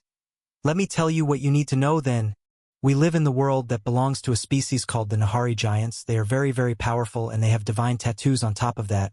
They are the supreme beings, and they stand above everyone and everything, and you have already seen quite a few of them, hee. As for all the other races, they are secondary races whose mission is to serve the Nahari Giants in one way or another. There is a race that grows crops for them, a race that takes care of mining, some races that provide them with meat like the intelligent lizards. Their lymphs are a primary source of food for the Nahari Giants, and they are kind enough to give them time to regrow their lymphs before harvesting them again. And there is even a race that takes care of keeping the numbers of the rest of the races under control. They are too kind to let us humble beings live in their world. And we, humankind, are in a very high position because we look like Nahari Giants. They use us as personal assistants, especially the women, because we help them relieve stress. That's a great honor for us. Robin was shocked to the point he hoped she was exaggerating. But he did not detect any signs of lying or deception in her words. The rest of the prisoners also did not seem to have any reaction to her words except for a prisoner that have scales and looked a little like a lizard. He seemed pained. Every word she said was undoubtedly true without any exaggeration. Robin narrowed his eyebrows as if he had heard the strangest thing ever. They are slaves, their entire races are slaves. And they are okay with it? What did the giants do to their ancestors in the past to make all the other races submissive to this degree? How did they make the later generations be born accepting their fate as eternal slaves? So, you volunteered to come and help those 7 Nahari Giants? Robin asked again, trying to figure out as much as he can. No, they came to our settlement and they chose all the pretty girls in it. We are the ones you see now. But I don't think I'm pretty though. You should have seen the girls who were taken 2 years ago. They were really gorgeous. Lori spoke while feeding Robin into his mouth. He chewed his food slowly as he looked at it strangely and then asked after he finished. You had a settlement? Tell me about it. Did you have a family? Hee, I'm glad to answer. But open your mouth again. Lori put another piece of meat in his mouth and then continued. I was born in one of the human settlements in this province. The whole settlement is dedicated to us humans, and the giants have issued orders that no one enters or leave it without permission. This is to protect us, of course. As for my family, yes, I had one. I have had many siblings in the past, but when I left, I still had 2 sisters and my father. But that's in the past now. Robin finally noticed some pain when she remembered her family. What do you mean you had it? What happened to your other siblings? And why didn't you mention your mother? My other siblings were summoned to help the masters before me, and so they are out of the family. Whoever finds his role never comes back. Just like me now, because I got out of the village, my 2 remaining siblings aren't allowed to speak to me. Now I have to serve my masters to death. I don't have a family or anything like that anymore. Lori then took a short pause, then a smile came back to her face as she continued. Well, that is how life is. Hee. Oh, as for my mother, she died like a superhero. Hero? How? Robin asked as he took another bite of the over-grilled meat. One day 4 giants came to the village to choose a few girls, but the number of girls in the village was very few because of the recent deportation of a large number, and this threatened our lineage existence. And this is a serious crime punishable by the high-ranking officials of the giants. But the 4 giants refused to listen to our settlement chief and go away and choose violence. In the end, the chief made a deal with them to give them one woman who already carried several children before, and they chose my mother. Lori spoke slowly and tried to occupy herself with cutting the food and looking down, perhaps to keep her tears from falling. She didn't need to complete the rest of the story. For giants take turns on an old woman, He could hear her screams and imagine the bloody scene just by mentioning it. A settlement for humans that prevents them from leaving or entering without the permission of the giants. The giants can just come by and choose whomever they want among them and leave. And there are laws that prevent the overuse to protect the lineage of the settlement and to secure a stable supply of the future generations. This is a description fit for a farm.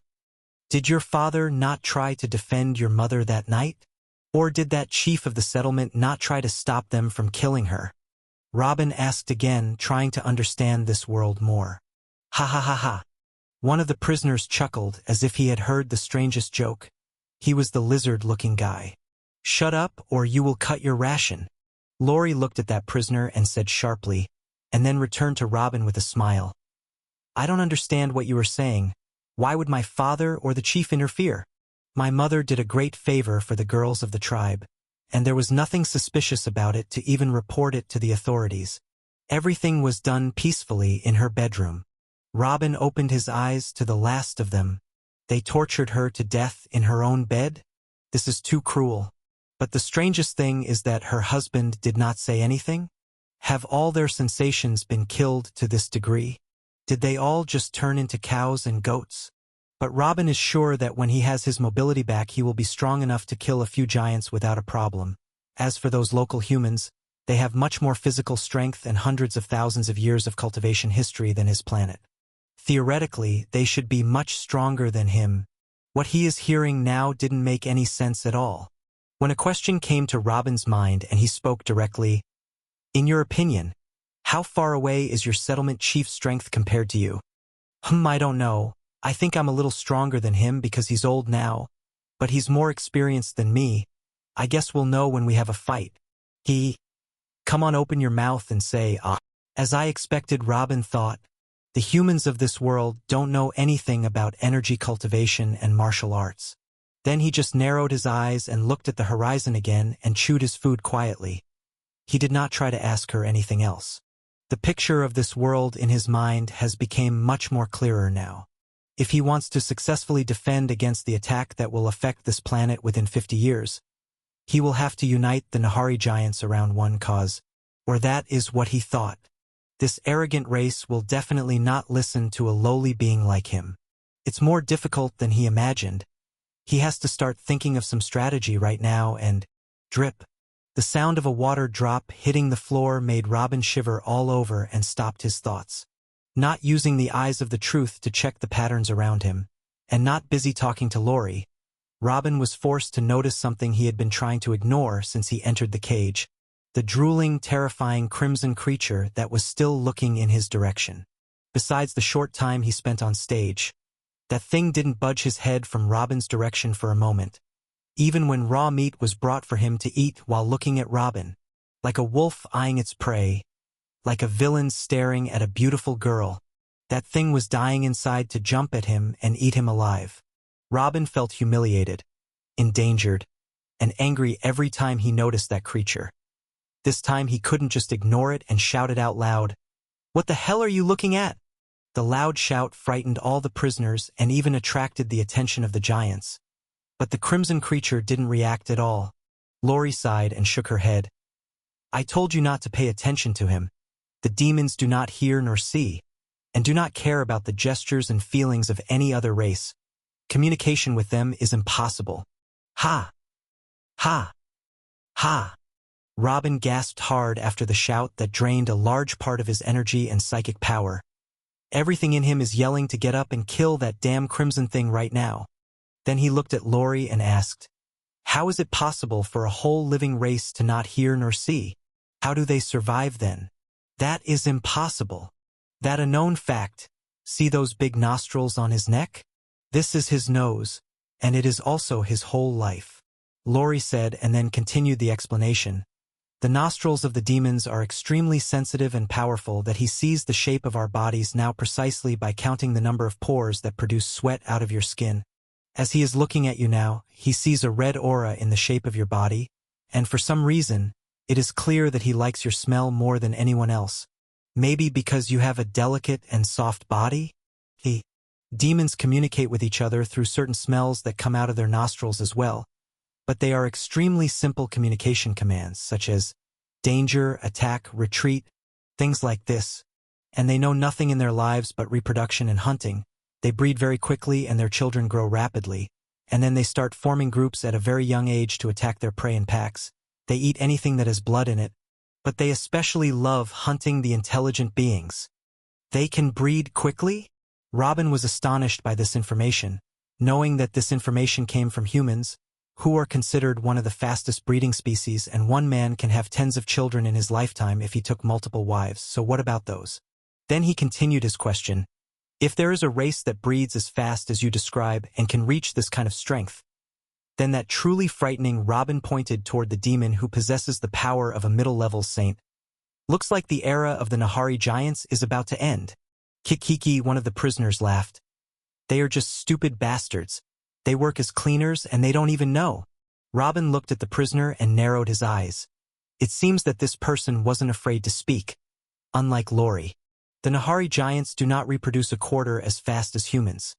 Their women do not like staying at home. They prefer going to war to taking care of their children. So they had to find a way to balance the numbers of other creatures, or they would increase in number to the point where they would be in danger. The prisoner spoke in a low voice and then continued. The demons love to hunt intelligent beings that have the shared ancient bloodline, such as humans, Nahari giants, half-frogs, lizard people, and so on. Eating our meat and drinking our blood is what increases their strength. That thing in front of you probably ate hundreds or maybe thousands of intelligent beings to reach this kind of power. And the Nahari giants make this easy for them, as they lure them next to the settlements of other intelligent creatures and prepare suitable nests for them so that they act as predators to reduce the increase in the population of this area. That is their role in the Nahari world. They use their tiny bit of intelligence they got from the ancient bloodline to work together to hunt other intelligent creatures. That is the only thing they are smart at. When the population of the settlement they are hunting at reaches the ideal number that the giants want, they capture the demons again and wait a few years before releasing them again in the same settlement, or send them to another settlement to clean it. As I said, they are just a scavenger race. For the sake of... Robin's chest tightened again upon hearing this. The giants simply don't see the rest of the living creatures as beings in the first place. This is an unpleasant fate even for insects. That is not true. They do not do this because they are afraid of us, but rather they do us a favor so that he does not starve because of our large numbers, and they use the demons to give us an equal chance of surviving. Lori spoke heartily. Robin shook his head upon hearing her. This girl's head was washed horribly, but most likely her elders did this to protect her. A question suddenly popped into Robin's head and asked Lori, "But the demons' numbers themselves, if they are really reproducing fast and their kids are growing up fast, and they are getting this kind of preferential treatment and getting a lot of food, then they are the most dangerous species in the eyes of the Nahari giants." Before Lori answers, that prisoner interfered again. "I know what you are thinking, brother, but you are missing something. The noses of these stupid beings are their greatest weapon but also their worst misfortune." Robin opened his eyes as if he understood something but let the prisoner continue. "There is a herbal formula created by the first heaven chosen and is now in the possession of all the great powers of the race of Nahari giants. If you apply that formula to your body, will completely hide your smell. You can simply dance for 2 hours in front of that stupid thing, and he will not even know that you are standing in front of him. There are giants dedicated to dealing with the demons. They use this formula to enter their nests and kill their offspring every now and then. They just walk there chatting with each other while killing the kids in their mother's laps. It's easier than killing wild rabbits for them. Those stupid demons must think that their children die a natural death, ha ha ha." Robin looked at the prisoner for a long time. "The demons are suffering just as much as the other intelligent creatures then, but it seems you don't like them very much. Let me see you love them if you see them eating your family in front of your eyes." The prisoner spoke with a deep hatred. "Enough. Enough talking about the affairs of the masters," she warned Lori, with a look of great fear on her face. "Hey, who is that first heaven chosen?" Robin remembered something and asked the prisoner, ignoring Lori's warnings. "He's just a son of a bitch who has..." The prisoner had barely started speaking when a hand went through the fence and grabbed his head. Blood and brain parts splattered everywhere as the prisoner's head disappeared. "You talk too much, Fishbones." Robin was nailed from his place, terrified. He didn't dare to blink even when a piece of the prisoner's brain started slipping from his forehead and into his eye. Laurie also grabbed the rest of the food and quickly got off the carriage. Even when Robin was not focused, he could hear her heartbeat becoming too fast. It was so fast and loud that Robin felt her heart was going to explode. Tui! When he saw everyone inside the bars shut his mouth again. The head of the caravan spat on the ground and then left. Robin miscalculated again.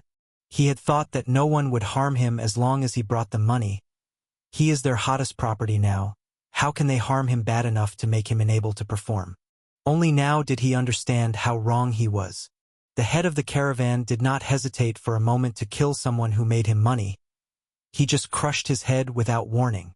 And all this because he cursed the first heaven-chosen guy. Who is this first heaven-chosen? The question exploded in Robin's head, and he couldn't bring himself to think of something else. But the pieces of the brain and the blood splattered on him convinced him to keep quiet. It is clear that this is not an existence that he can talk about freely. Even with the power of his soul, it took Robin over 10 minutes to clean his breathing and heartbeat.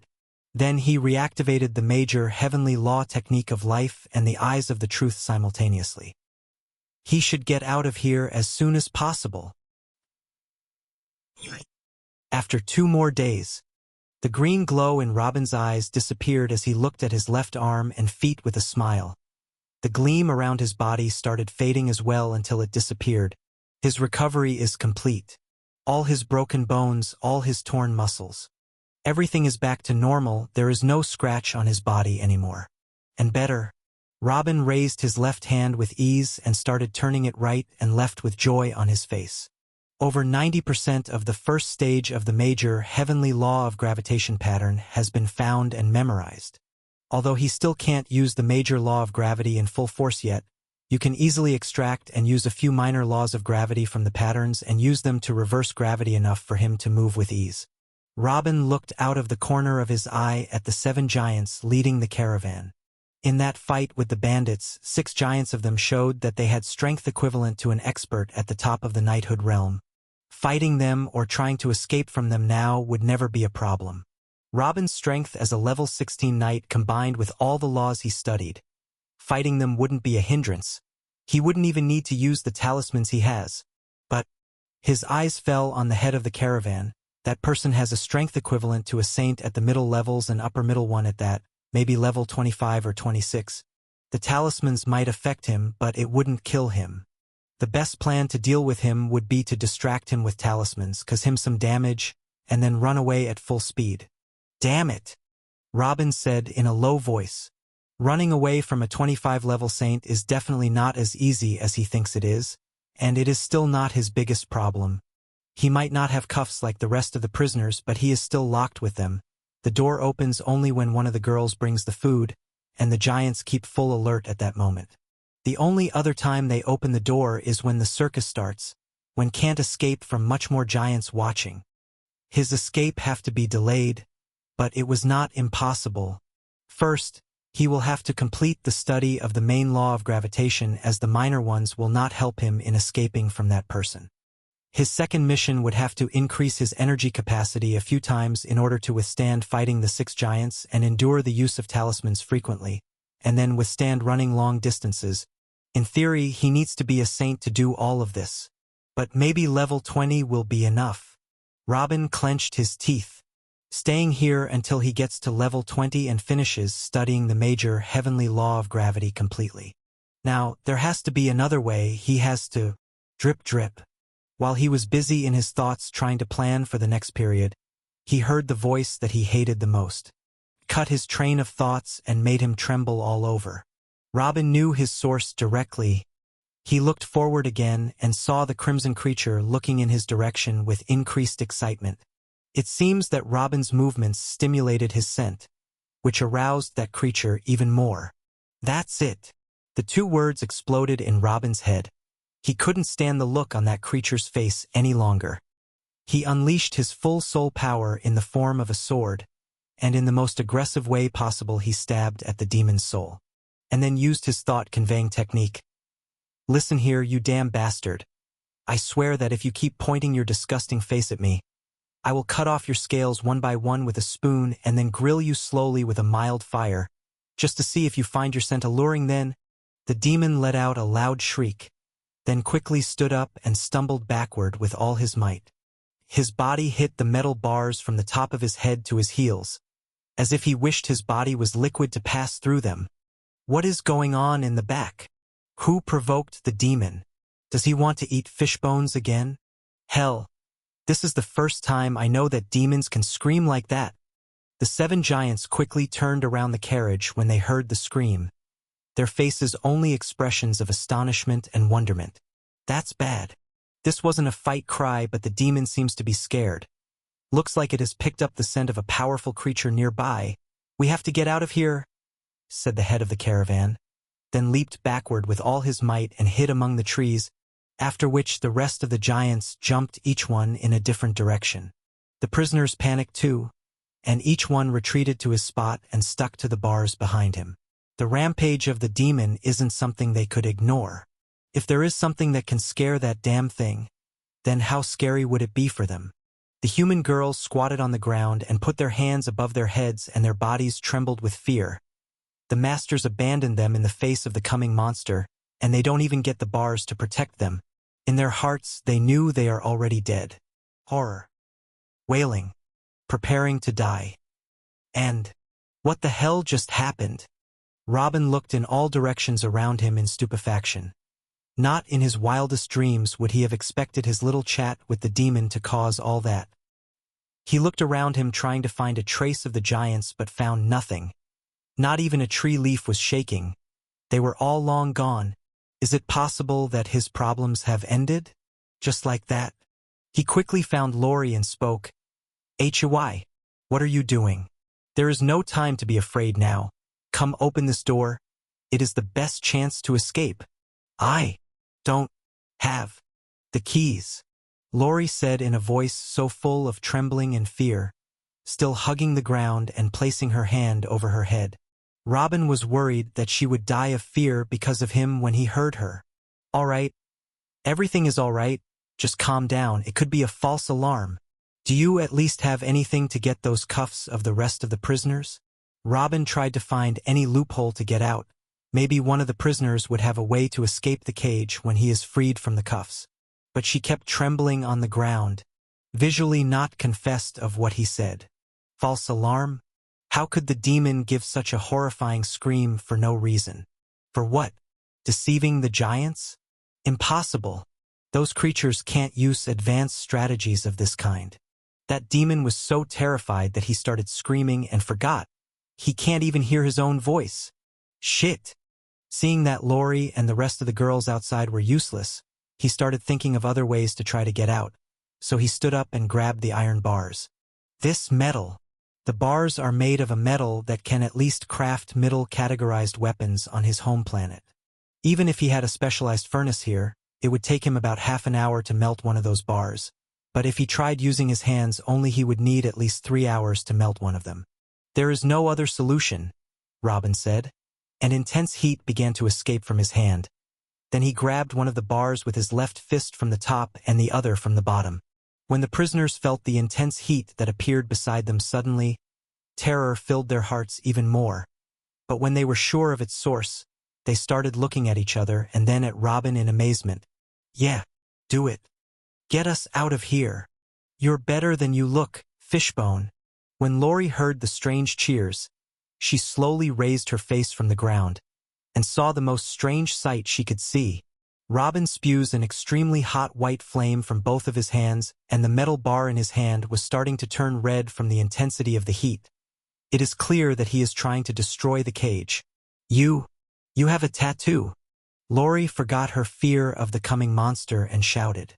The rest of the girls also raised their faces from the ground and looked at Robin in astonishment and even some fear. "A tattoo? What is that?" "It doesn't matter. Step back a little or you will get hit by a sliver of flame or a piece of molten metal and hurt you." Robin didn't pay much attention to what she said. He was completely focused on what he was doing. No, stop. They are still around. You shouldn't do that." Lori spoke in panic. then got up and grabbed Robin's pants. What do you mean? They all ran away. Robin was surprised by her words and started looking around. This isn't the first time they have done something similar. When bandits or beasts stronger than them appear, they give up everything and they run in different directions. When the bandits take what they can take, or when the beast to grab some of us, they return. They are definitely nearby and will be back soon. They always do. What? Robin unleashed his entire psychic sense in all directions. 30 meters. 50 meters. 70. Still nothing. 120 meters. Found it. One of the giants was found lying with his ear on the ground, trying to hear any steps coming toward him. 140 meters. Damn it. Robin found the rest of the 7 giants in a similar situation in different directions, with the furthest of them being only 160 meters away. If one of them decided to come back, he would be back in a few seconds. When do they come back each time they do this procedure? Robin looked at Lori and yelled. After half an hour, the quickest of the 7 comes to look from afar, and if he finds it safe, he will invite the rest to come too. Lori quickly replied. Just half an hour? Robin received the girl's words like an arrow in his chest. Even if their terror is at a high level and they will be late this time, maybe the first of them will come back in an hour. 2 hours? Robin will need to melt at least 3 bars to be able to get his body out of the cage, which means that he needs 9 hours. Robin put out the flames and let go of the metal bar, then sat down on his spot as if his feet lost any power. Sai, looks like we are going to be here a little longer. All the prisoners here were experienced. They understood that Robin's technique wouldn't get them out in time and that he had given up, but Robin didn't really give up. Maybe in his whole life, his mind didn't work as fast as it does now. Lori looked at the rest of the girls around her, who nodded and gestured at her to come forward. Eventually, she managed to gather up her courage and poked Robin in the foot. Excuse me, do you have a tattoo? What? I don't know what you were talking about. Let me think now. Busy with something else. Robin didn't think about his answer, and replied directly to silence the annoyance and went back to trying to think of something. But his response was more than enough to turn the world of the girls upside down. After a few seconds, Lori clenched her little hands tightly and clenched her teeth, then asked again, Tell me, are you really a human? You really were born in a human family? Robin got really angry at this point because of repetitive interruptions and shouted, Would you please shut up? I'm trying to. Are you a human? Lori shouted in response, not backing down. TCH, yeah. I'm a damn human. Robin shouted the answer. Maybe she let him think of a way to save his and their lives peacefully. Lori turned back to look at the rest of the girls and nodded at them, then went back to face Robin with firmness evident in her eyes. We can get you out of here. Robin narrowed his eyes upon hearing Lori. Then come on. Get me out. Do you want to bargain with me or what? No, but... Lori bit her lip. To release you, we need the key, and the key is with the caravan chief. Wait for him to give it to me, so I can get you the food, and then you can pretend to push me aside and run away. Humph. If it were that simple, I would have run away days ago. I can't run from that caravan chief. He's a scary person. Robin shook his head. Then we will just wait until the caravan chief is away to do some business. He doesn't do that often, but it happened in the past a few times. He will surely leave the key with one of his assistants. Then it will be your chance. Lori spoke quickly. You can't escape now. If they come and see damage to the metal bars, they will kill you or at least raise their guard level by fold. Please listen to my words. Robin was about to refuse and order her to shut up again, but he restrained himself. Nothing he knows can affect these bars other than the major heavenly law of fire, and to make a hole big enough to get out would need a few hours. During this time, the giants will return, according to the girls, and it will all be over. Another foolish option is to use the talismans that he has on the bars to cause a dent in them, but the explosions will affect him, and at the very least he will have burns and external wounds that prevent him from moving, and the sound will attract giants faster. The last option is to listen to what the girls say and stay. He has to listen to these slaves of the giants and relate his fate to their tongues. There is basically a great chance that they are just very good at lying, and that thing about the giants returning quickly is a facade in order to prevent Robin from escaping. Robin's features shifted from concentration and thinking to squeeze. This bet is simply too big. Hey! Listen to the girls. They won't hurt you even if they hate you to the core, human boy. One of the prisoners spoke and the rest nodded. Robin looked aside at that person. He didn't look like he was lying either. Even the rest looked serious in their gestures. But that person drew his attention to something else. If one of these spoke to the giants and told them about his strength or his agreement with the girls, he would be eliminated as well. The bet just got even wider and more dangerous. Damn it, never mind, I will stay, Robin shouted, then returned to sit with his back resting on the metal bars, just as he first was, as if nothing had happened. But he was angry with himself for his helplessness. He handed over his fate to a handful of slaves and prisoners. The girls let out a big sigh and quickly gathered together and started talking in a low voice. Everyone had completely forgotten about the monster that scared the demon. After 1 hour, the sound of a crash came next to Robin, and when he looked next to him he let out a sigh of relief. He really is one of the giants. Only now can he rest assured that the girls weren't lying to him.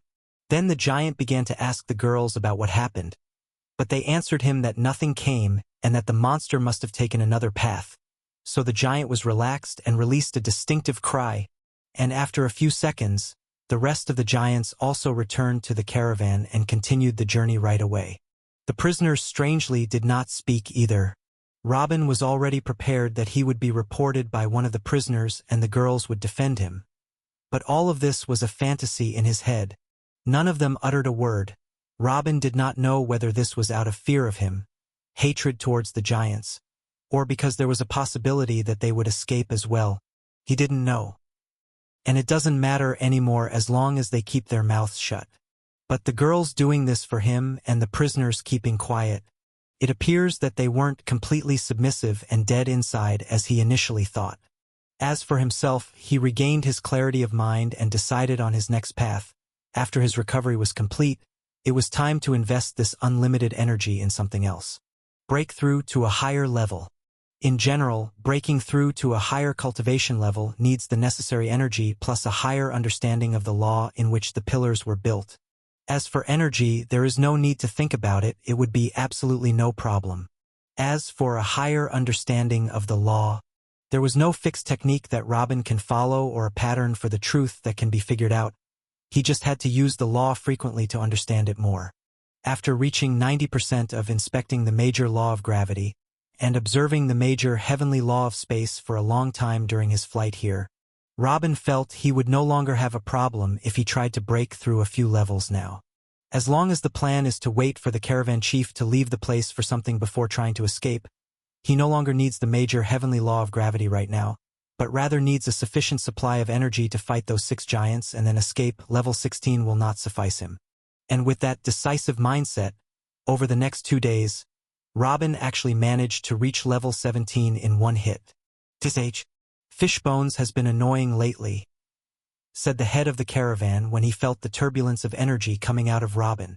The sentence hit Robin like an arrow and made him pay attention to what was around him as he tried to quickly suppress the effects of his breakthrough. Then he followed with the edge of his eye the 7 giants to see if anyone wanted to investigate further. But in the end, they all ignored him again, saying that it is a new race and its behavior is incomprehensible. Heh! Robin let out a big sigh when he realized they had continued their way down the road and looked forward again. Happy with his achievement, he tried to take a short break before he continued toward level 18, but his mood immediately turned sour. The demon was looking in his direction again. "Didn't you learn your lesson, you little piece of s?" Robin muttered angrily but paused mid-sentence. There is something strange this time about the demon. If his mouth no longer drools but is closed, his sitting no longer indicates preparation for the attack, but rather anticipation. That thing is no longer looking at Robin as if it wants to eat it, but rather as if it is waiting for something. Robin furrowed his eyebrows as he looked at the demon for a long time. This time it wasn't a look of hate or disgust, but rather a look of marvel. After a few minutes, he thought of something, and then let out his spiritual sense to envelop the demon and sent through the thoughts conveying technique. Don't look in my direction. Just the moment he finished his sentence, Robin was left speechless as the demon actually turned his head completely to the right, and did it so fast and in a decisive way that Robin thought for a moment that his neck tendons would be torn. What the? Robin mumbled to himself. That creature can understand his words. When Robin used the thought-conveying technique on him previously, he just wanted his angry intent and strange words to appear in the demon's head to scare him, and as such he used his original language to transmit to him the 2 times and not the language of this world. This being basically does not know the language used in his world because he did not hear it or write it or even see the lips of those who speak it. The matter was simply to cause terror and questions in himself, and even if the plan failed and it did not scare him, it is a good way for Robin to vent his anger. But he never expected the demon to understand every word he said. How? After a few minutes, Robin sighed and shook his head. Once more, he had invented something he didn't know the limits of its uses. Only now did he remember that the technique was designed to convey the feelings and thoughts of its owner directly to the soul of its target. Feelings and thoughts do not know language. On his home planet, everyone speaks the same language and he didn't notice this. Even the beasts of his planet can recognize a few words of human language after reaching the 5th level. They can't speak them, but receiving orders and instructions from humans was never a problem. Look at me. Robin used the thoughts-conveying technique again and spoke to the crimson-horned creature. The creature's head moved at the same speed and headed toward Robin firmly and disciplined as if he was a soldier in the army. Is this the first time you have come into contact with someone else spiritually? If it's true, lower your head and raise it slowly. If it's wrong, shake your head left and right, said Robin, via the thoughts-conveying technique. The scarlet creature nodded slowly. Do you find this a good thing? The scarlet creature nodded again. You still want to eat me? The demon shook his head vigorously. Robin stretched his lips slightly forward when he saw this. That being is acting as a deaf person who heard a voice for the first time. Robin partially understood his actions. If the situation was reversed, Robin would probably try to stay around the source of that sound as long as possible to hear something again. How does he deal with this demon? He is waiting for him eagerly to speak, as if he were a dog waiting for his master to throw the stick. His feelings for him switched from asterisk I'll definitely give you a painful death asterisk to interesting. And indeed he had 1,000 questions in his head for that creature. But he began to notice that the rest of the prisoners were already looking at the demon as well, trying to understand why he was constantly nodding and shaking his head. If he continued to ask him a little longer, perhaps the giants would also suspect about it. He eventually decided to ignore the demon's excited and anticipating body language for now, and return to cultivating silently. The next day, Robin opened his eyes when he felt the carriage stopped, and saw that he was in front of a high wooden wall and the leader of the caravan was talking to the guards. Robin gave a long sigh. A day full of humiliation and worthlessness had come again. Just like every time, the caravan entered without problems just after a little talk and perhaps a small bribe to the guards. The 7 giants set up the ominous platform and started shouting like always to gather the spectators' attention. One by one, the prisoners went up, doing their usual shows. But when the crimson creature ascended this time, it did not do its usual show. He did not show his massive fangs and bite the air or try to escape like a madman, but rather stood quietly as if he was bored, and his body language says that he can't wait to return to that cage again. This was not very well received by the viewers. Some of them even left after describing the show as boring, which prompted the head of the caravan to give orders to return the demon to the cage and take out his gold mine. Fishbones. As usual, Robin was carried because he still can't move without help, and presented to viewers as crucified, and like every time they collected a lot of black notes because of this new race. Robin sighed in relief after this situation was over, and internally swore that he would definitely escape before reaching the next city. There is not much left to reach level 18 or even 19. And only about 3% of the pattern remains, and he finishes studying the perfect law of gravitation as well. 'Tis a matter of a few days. Then he won't even need the caravan chief's absence from the place. When the door opens at any time to enter the food, he will be able to escape. But Robin's beautiful thoughts were suddenly interrupted by a shout from among the spectators. "Where are you going? This creature is mine now." The giant carrying Robin stood still and looked at the head of the caravan, who in turn smiled and spoke. "Excuse me, young man. This creature is not for sale. He is the star of the show, as you see. I'm afraid I wasn't asking for your opinion. This creature will be mine today, no matter what." A young giant stepped forward from the crowd and stood in front of them. It was clear that the quality of his clothes was better than the rest, and with some escorts standing behind him. The caravan owner lowered the belt wrapped around his body, showed a strange-looking tattoo above his stomach, and then spoke confidently. "This creature is not for sale." When the young man saw this tattoo, his features changed for the worse, and then he gestured to one of his subordinates and took something from him. It was a purple-colored note. Then presented it to the head of the caravan. "Is that enough? Come on, you should help me here. This creature is physically weak and might die from wandering with you any day now. Is it not better to come out with a bargain today? He is a waste in these types of cheap shows. How can you use him like this? I know how to use him.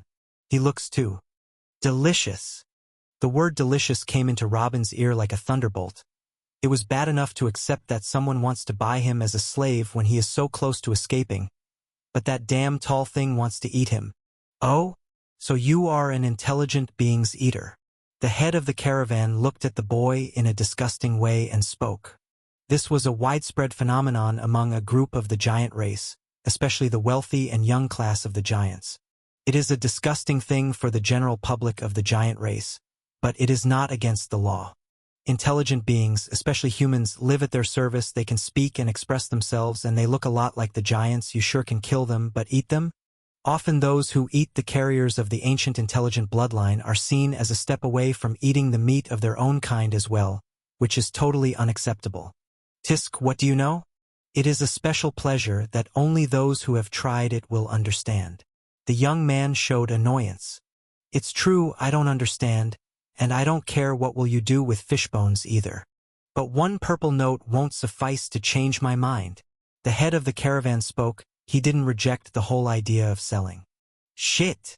Fear entered Robin's heart when he saw the boy begin to take out another purple note.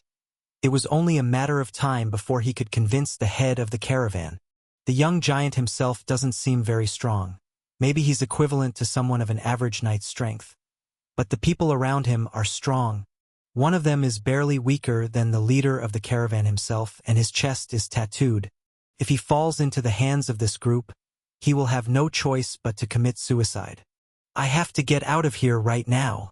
Robin quickly turned his head in every direction like a madman, trying to catch sight of anything that could save him from this mess. His eyes finally stopped on the two giants of the caravan standing not too far from the carriage. One of them was responsible for getting the prisoners out to perform their shows. The keys to the cage and the chains that wrapped the prisoners surely still with him. An idea quickly crossed Robin's head, so he turned to Lori, who was looking like she was about to cry, and sent her through the thought-conveying technique. "This is me, Robin. You must have understood the situation by now. There's only one way to get me out of here, but it's going to take a risk from you. And in the worst case, it could very much take your life. Can I count on you?" Seeing her reaction when she saw his strength previously, and her reaction now when she saw him about to die, made Robin bet that she might take a risk for him. Everything now revolves around her. The girl looked toward Robin with fear and astonishment, but she did not nod or shake her head. She seemed to want to say something but did not know how. Robin sent her again. "I have a keen sense of hearing. Say what you want in a low voice and I will hear you. Just hurry up." Lori pursed her lips and spoke in a very low voice. "If I do as you say, would you go to human settlement number 53 and tell the chief what happened here?" "Not a problem." Robin's reply.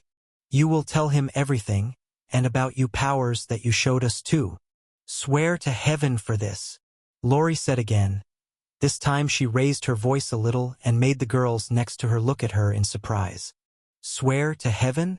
I'll give you something more precious. I swear on my honor that I will do as you say," Robin announced. "What do you want?" Lori let out a sigh and said. Half a minute later. Hey, why are you only negotiating with him? If this creature is sellable, then I also want to buy it. His skeleton would be a good addition to my wall. The circus show quickly turned into an auction, and so far the price has reached 7 purple notes. At this moment, strange and strong cries suddenly came out and everyone looked toward the source. It was the demon who had been standing quietly on the stage just a little while ago.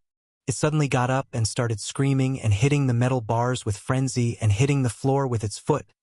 It looked like it had gone crazy. Ha! The first time I've heard the demon roar. And what a weird one. It resembles a chicken cry, ha! This is the first time I have known that demons can roar. Aren't they silent creatures? Ha! What a weird demon. Distracting the audience from the auction and their eyes on the mad demon did not make the head of the caravan very happy. He looked at his aides and shouted, "Shut up that annoying thing or kill it if you fail. We can always catch a new demon." Ha! Finally. I always wanted to kill that stupid demon. The giant with the key spoke and went to put it in the gate. As for the head of the caravan, he looked again ahead of him. The gentleman over there said 7 purple notes. This price is not so bad. Is there anyone who wants to? Boom! 2 loud explosions suddenly came from the direction of the prisoner's cage. Before anyone could see what had happened, the waves of the 2 explosions blow them away.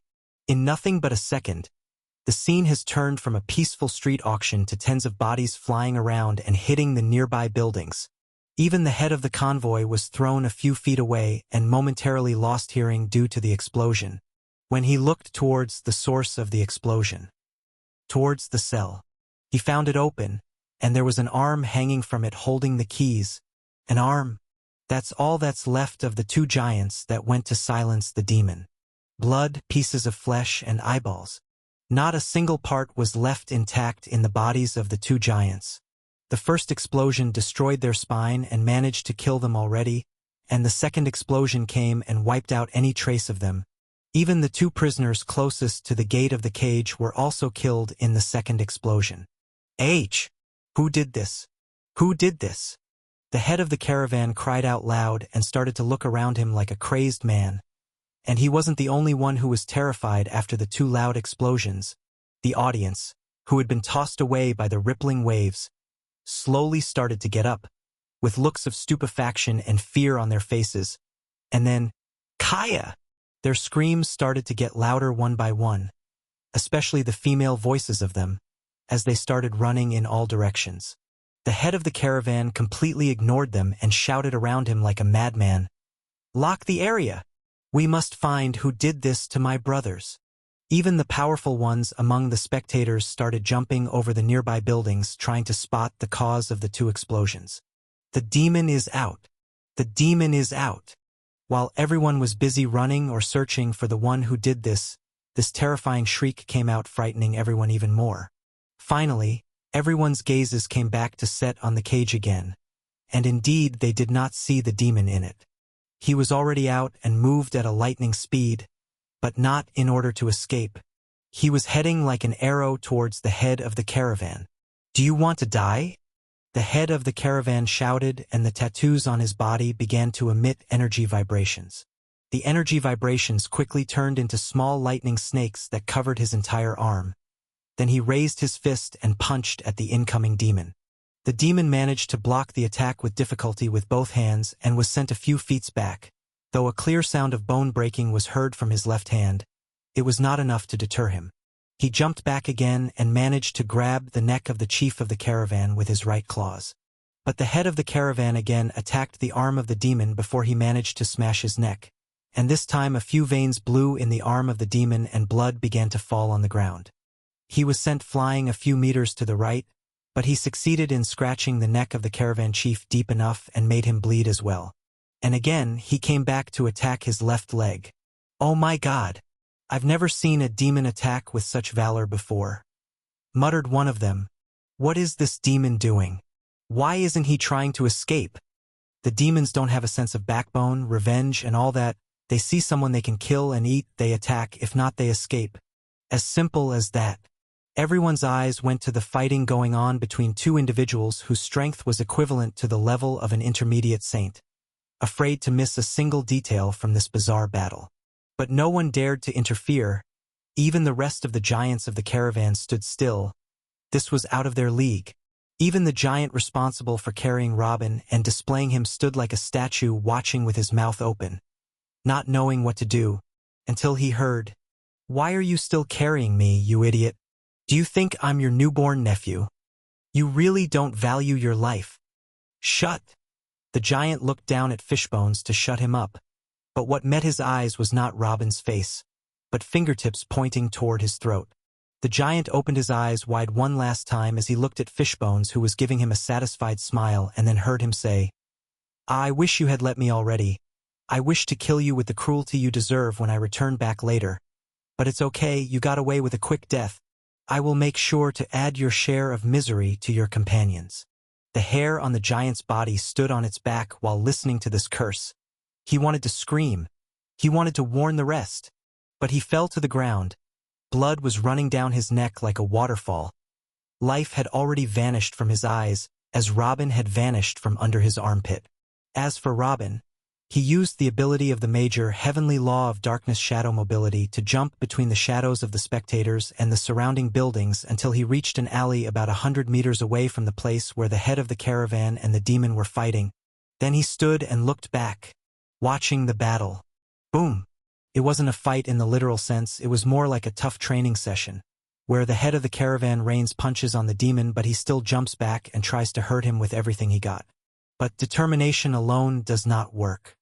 Injuries already massed on the body of the demon, and blood covered every inch of his body. It was so thick that it was visible on his already crimson body. When Robin saw this, he frowned. Then a talisman slipped from his sleeve and began to slowly move through the shadows toward the scene of the battle. Then he sent the demon through the thought-conveying technique. "Quickly take 4 steps back and stand on full alert. I will send you a gift right away." The demon immediately carried out orders and jumped back, making a difference of 4 steps, and stopped in its place, and took a stance ready to fight back at any given moment. "Ha ha ha, finally you got tired.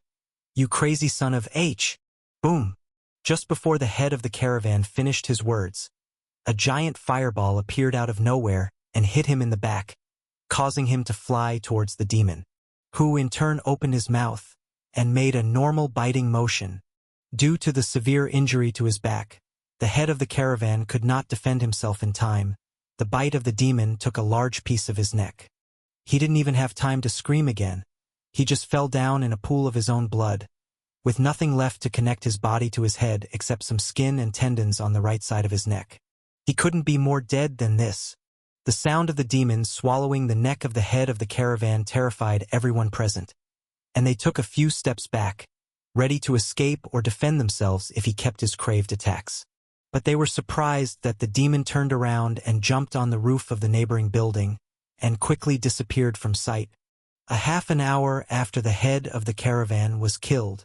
So, the bottom line is that someone caused an explosion and killed 2 of your companions. Then the demon escaped from the cage because the door was open and attacked your boss directly instead of escaping. Your boss was about to win, but the person who caused the explosion came back and blew up another explosion at him, and that distracted him. So the demon stepped up, killed him, then he escaped. Did you forget something? Someone dressed as a guard spoke with half-opened eyes.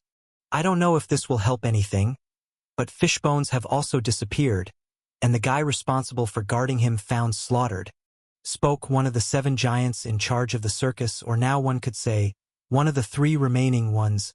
"Fishbones? Aha! The new race you were trying to sell at an unofficial auction before the attack began."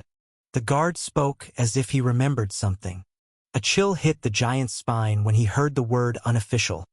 This was a punishment worthy of amputation of limbs or even death. Maybe someone who wanted to buy your Fishbones had killed the guy that was carrying him and kidnapped him. "We can ignore this now." The guard spoke and seemed to be writing something. "Boss, come look here." One of the other guards at the scene called out, and the man who had been investigating the giants verbally moved toward the location of the cage. When he arrived, the guard pointed to him on the floor of the cage where there was a pile of 5 handcuffs and many meters of chains piled on top of each other. The chief guard raised his eyebrow and then looked at the 3 giants for an explanation. These have been all over the demon's body ever since we bought him, and we have never taken them off. Doesn't matter if he eats or sleeps or even when he performs on the stage, the cuffs and chains have always been on him. Someone spoke in surprise and fear. These chains weren't broken. They were opened with a key. The chief of guards spoke slowly. Maybe the person who caused the explosions was the one who unlocked them? No, no, no. A stranger would move under our noses and not pay attention to him? Impossible. Even if we the dumb ones couldn't spot him, what about the boss and the other strong ones in the audience? Another shout. So whoever opened these handcuffs was someone who was already with you at the time of the explosion. Someone you could not suspect doing such a thing. Someone whose presence was basically ignored even as he unlocked the handcuffs one by one. The head guard spoke and looked away from the handcuffs towards the 3 giants, and then towards the human girls. Just one look almost killed some of them in fear. The 3 giants looked at the girls in surprise, then with great hatred, before one of them lowered the knife and advanced. You are the ones who caused this. I will kill you all. Ah! The human girls all screamed and closed their eyes, waiting for their inevitable fate. But before the giant lowered his dagger on the first girl's head, the chief of guards stopped him, before speaking to the girls with a smile. Do any of you have something to say? The girls looked at each other but did not say a word. The chief of the guard did not press them anymore and looked back in the cell, toward the rest of the prisoners. Does any of you have something to say? Whoever gives me a piece of evidence I can use, I will release him. But sir, one of the 3 giants tried to intervene. Collecting these guys wasn't easy. But the chief of the guard signaled him to be silent and continued to look at the prisoners for a few seconds, until the old woman with branches and leaves spoke and pointed at Lori. It is that girl. She came here and removed the handcuffs of the demon. I asked her to undo my handcuffs as well, but she ignored me. Humph. Oh, now that's interesting. The chief of guards smiled and looked back at Lori, and then he walked to a man that was standing at the side, wearing a black cloak that hid his head and face, and started speaking with him in low voice. Then the man in black came to Lori and started raining questions. What is your relationship to the causer of these explosions? Who was he?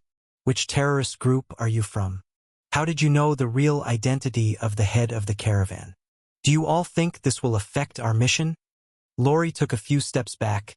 She didn't understand anything, but in her fright, she forgot how to breathe. The worst possible scenario has recently occurred. There is no escape today from these guys. The chief guard also took a few steps toward her. Betraying your masters and helping a stranger terrorize a city for the Nahari giants. Do you know the punishment for your act? Oh, Lori tried to say anything to get out of the situation, but his mind had stopped working. You are still trying to deny it? So what about you? Do you have anything you want to say? The chief of guard ignored her and looked at the rest of the girls. But they looked down and neither of them said anything. The man in the black cloak raised his hand as a gesture to stop, then spoke. It doesn't matter. We don't need useless humans to complete our investigations. We will take down the terrorist group of yours as we did to many before. The smile on the head of the guard disappeared. Then he signaled to a number of guards. Take the human women and sell them to the Intelligent Creatures restaurant in the city. Their price should be enough to repair the damage caused by the explosions. Ah! No, please no. Move bitch more. The girls collapsed on the ground, between shock, disbelief, and hysterical crying. But in the end, they started to move after the guards started beating them with whips that were cutting through their bodies. 100 meters away, in an alley. Damn it! Robin clenched his fist tightly. It appeared like he was going to break it. The reason for him standing here until now is to find an opportunity to smuggle Lori and the rest of the girls. It was natural that they would be suspected.